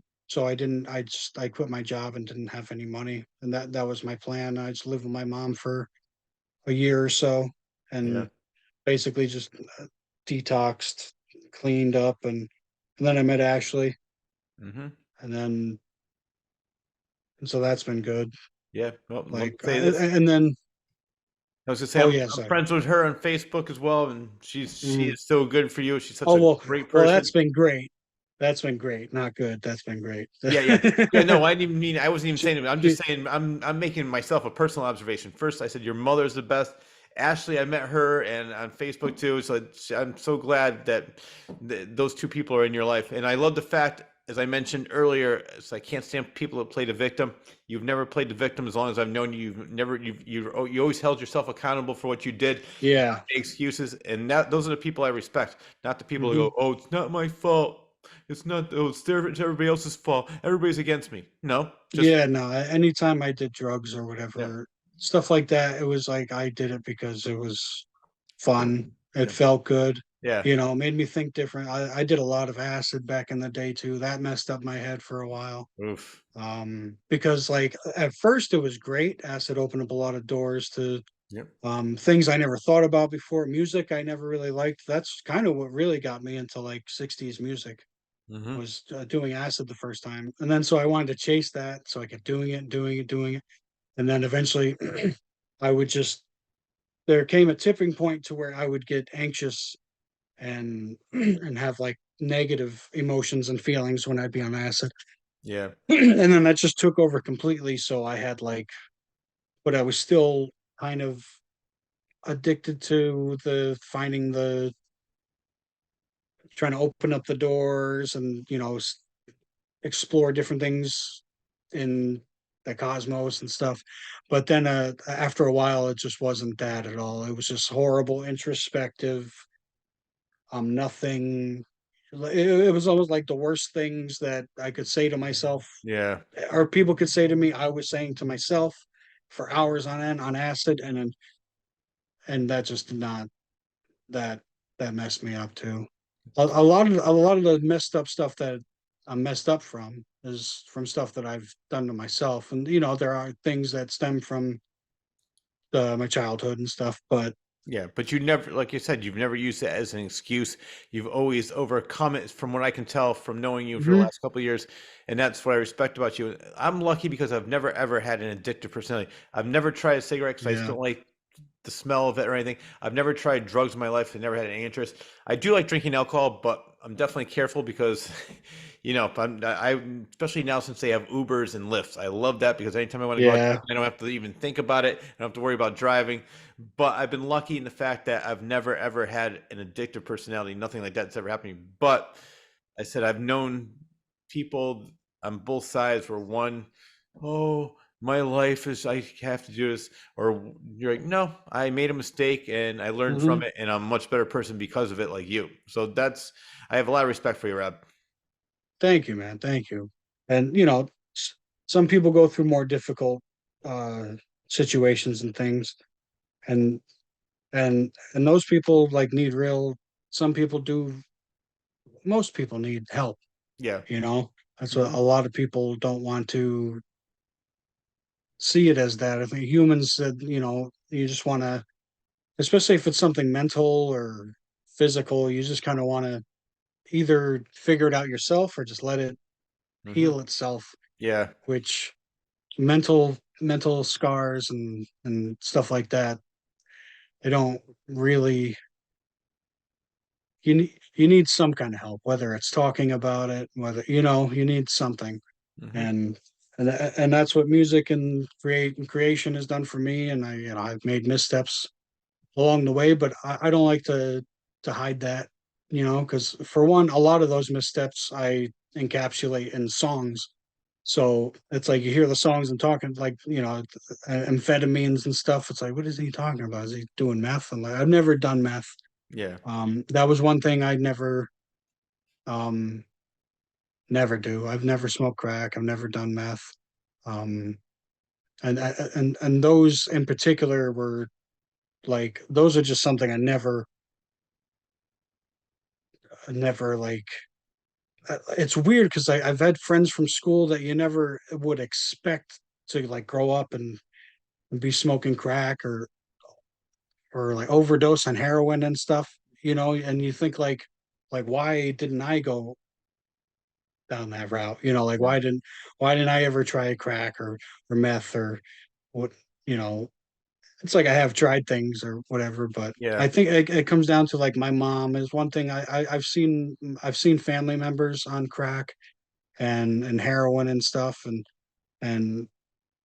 it was and what it does to their lives. It's just I couldn't do that to my mom. Hmm. Like all the stuff that she's been through, I could never like those. There's more. It's like I have unfortunately I've done heroin years ago, over 10 years ago now. I didn't like it, and my good friend who sold it to me is now dead from it. He died a couple years later. Wow. So I did that once. Definitely did not like it. Well, I'm glad you didn't like Cocaine. it. I'm glad you Yeah. hated it. Yeah. I found it's like my things, if it doesn't help me create or whatever, it could sound like a cop out.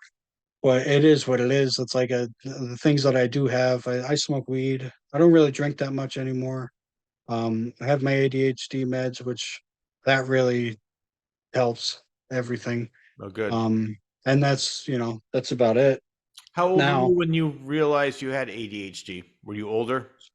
well, see, the thing is, like my teachers and stuff when I was a young kid were telling my mom that that I was definitely had ADHD, Okay. and but she didn't want to put me on the meds back then, Yeah. which I appreciate now Mhm. because like taking those kind of meds when you're that young can mess up.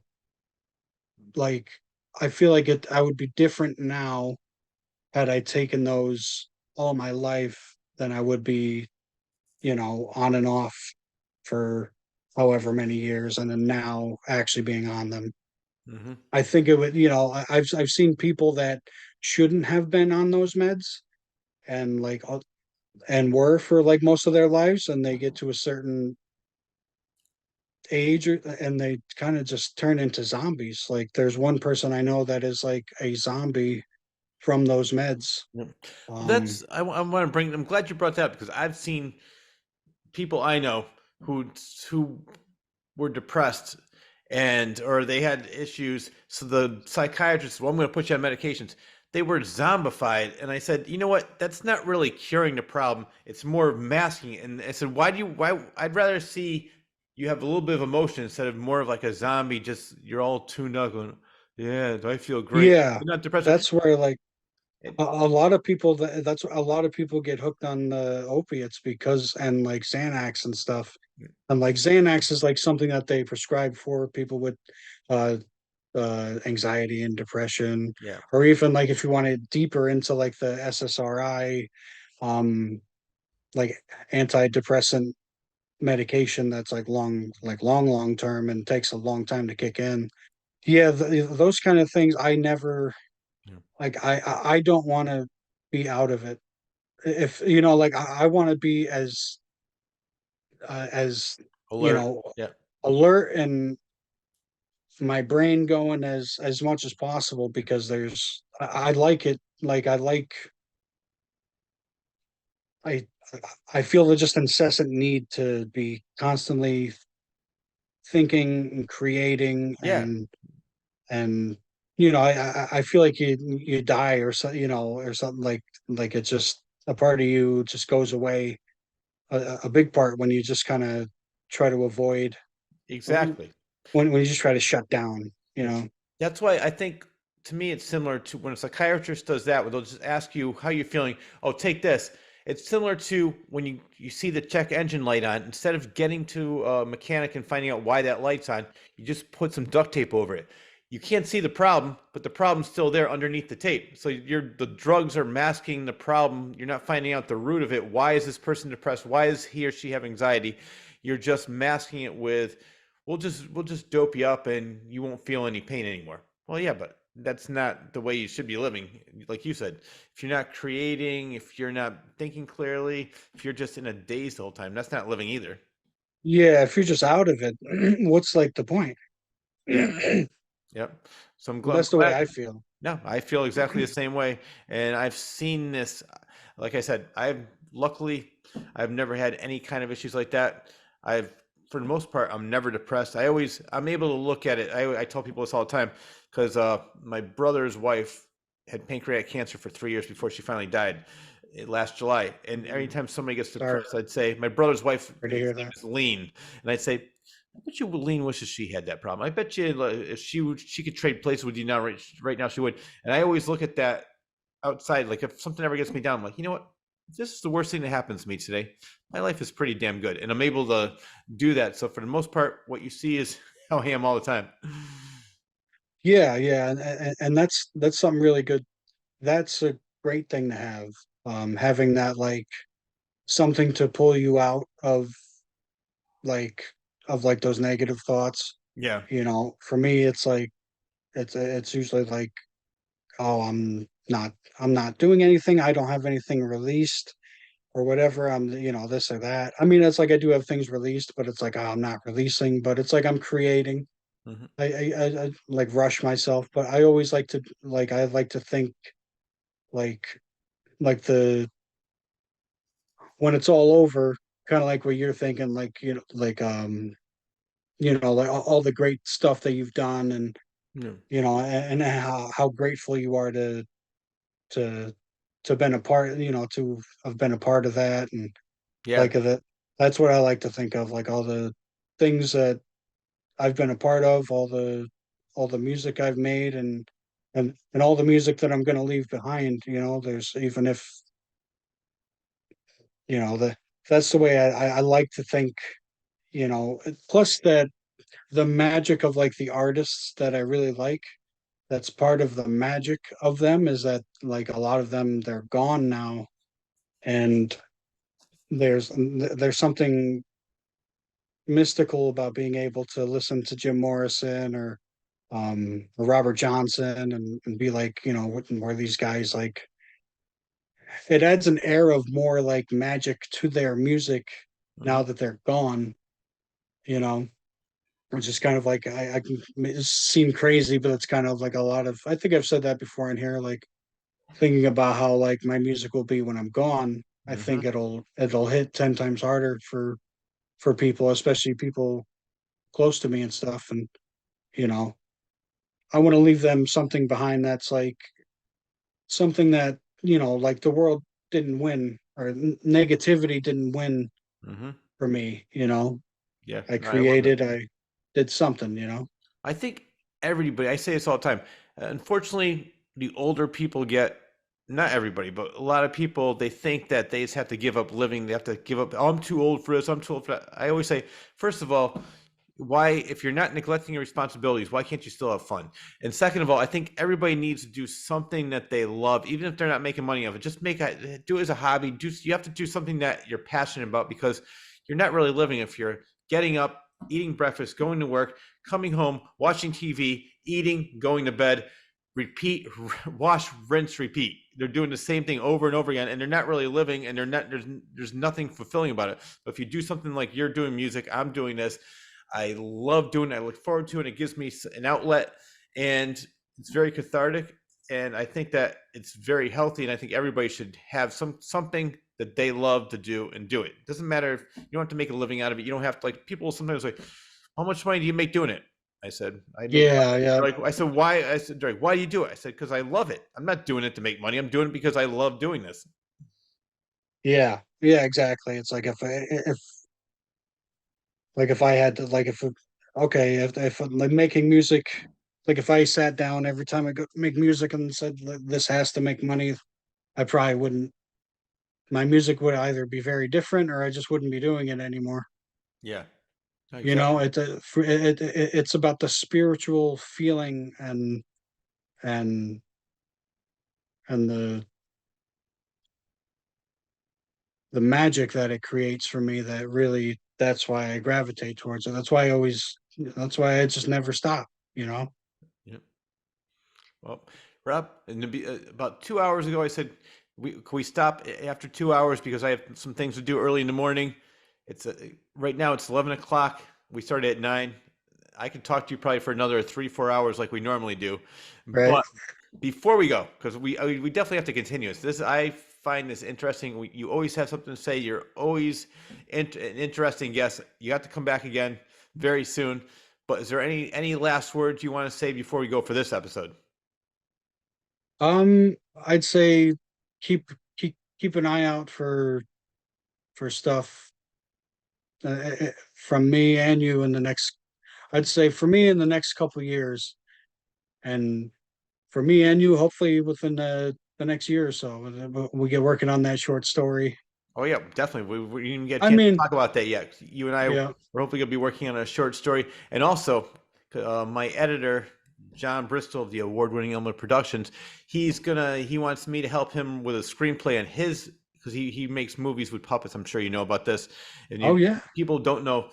Check it out. He makes some great movies. One is a horror movie, Head. I'm going to be helping out with part 3. You got to check it out. And then he does comedies, dramas. He just came out with a movie called Bernice 2 that won an award from Film Threat magazine for best comedy. It's a great movie. check it out. Just go on his website, Elmwood Productions. Subscribe to his YouTube channel, Elmwood Productions, and you got to subscribe to Rob Bull on YouTube. And I think you said you do have some stuff on Spotify and iTunes. Is that correct? Yes, yeah. And I will have songs and stuff released before the next couple of years. But I'm thinking the next couple of years will be when something finally takes off. So, and what I want to do is we'll talk during the week. I definitely want to start working on that story together. So we have an idea. We won't say it here what it is, but I think it's going to be a fun story, and it'll be fun collaboration. So I'm looking forward to that. Absolutely, yeah, it's going to be awesome. Yeah, thank you for having me. Oh, Rob, you're the best, and I appreciate all you do for me and all you do for the show. So that wraps up the latest episode of the Claw's Corner. A special thanks goes out to author, musician, and so much more, Rob Bull, for taking time out of his extremely busy schedule to be a guest on my show. I also need to thank the editor extraordinaire, John Bristol of the award-winning Elmwood Productions, as I mentioned before, for always doing a superb job editing this show each and every week and making it available to all on YouTube. I am also extremely grateful to Joseph Timothy Quirk and the one and only Rob Bull for all they do to make my show available not only on several Connecticut radio stations, but Spotify, iTunes, Amazon Music, Audible, and iHeartRadio. Thank you both very, very much. I'm extremely grateful. And lastly, but definitely not least, I need to thank you, the viewer, for always tuning in. Enjoy your day, everyone.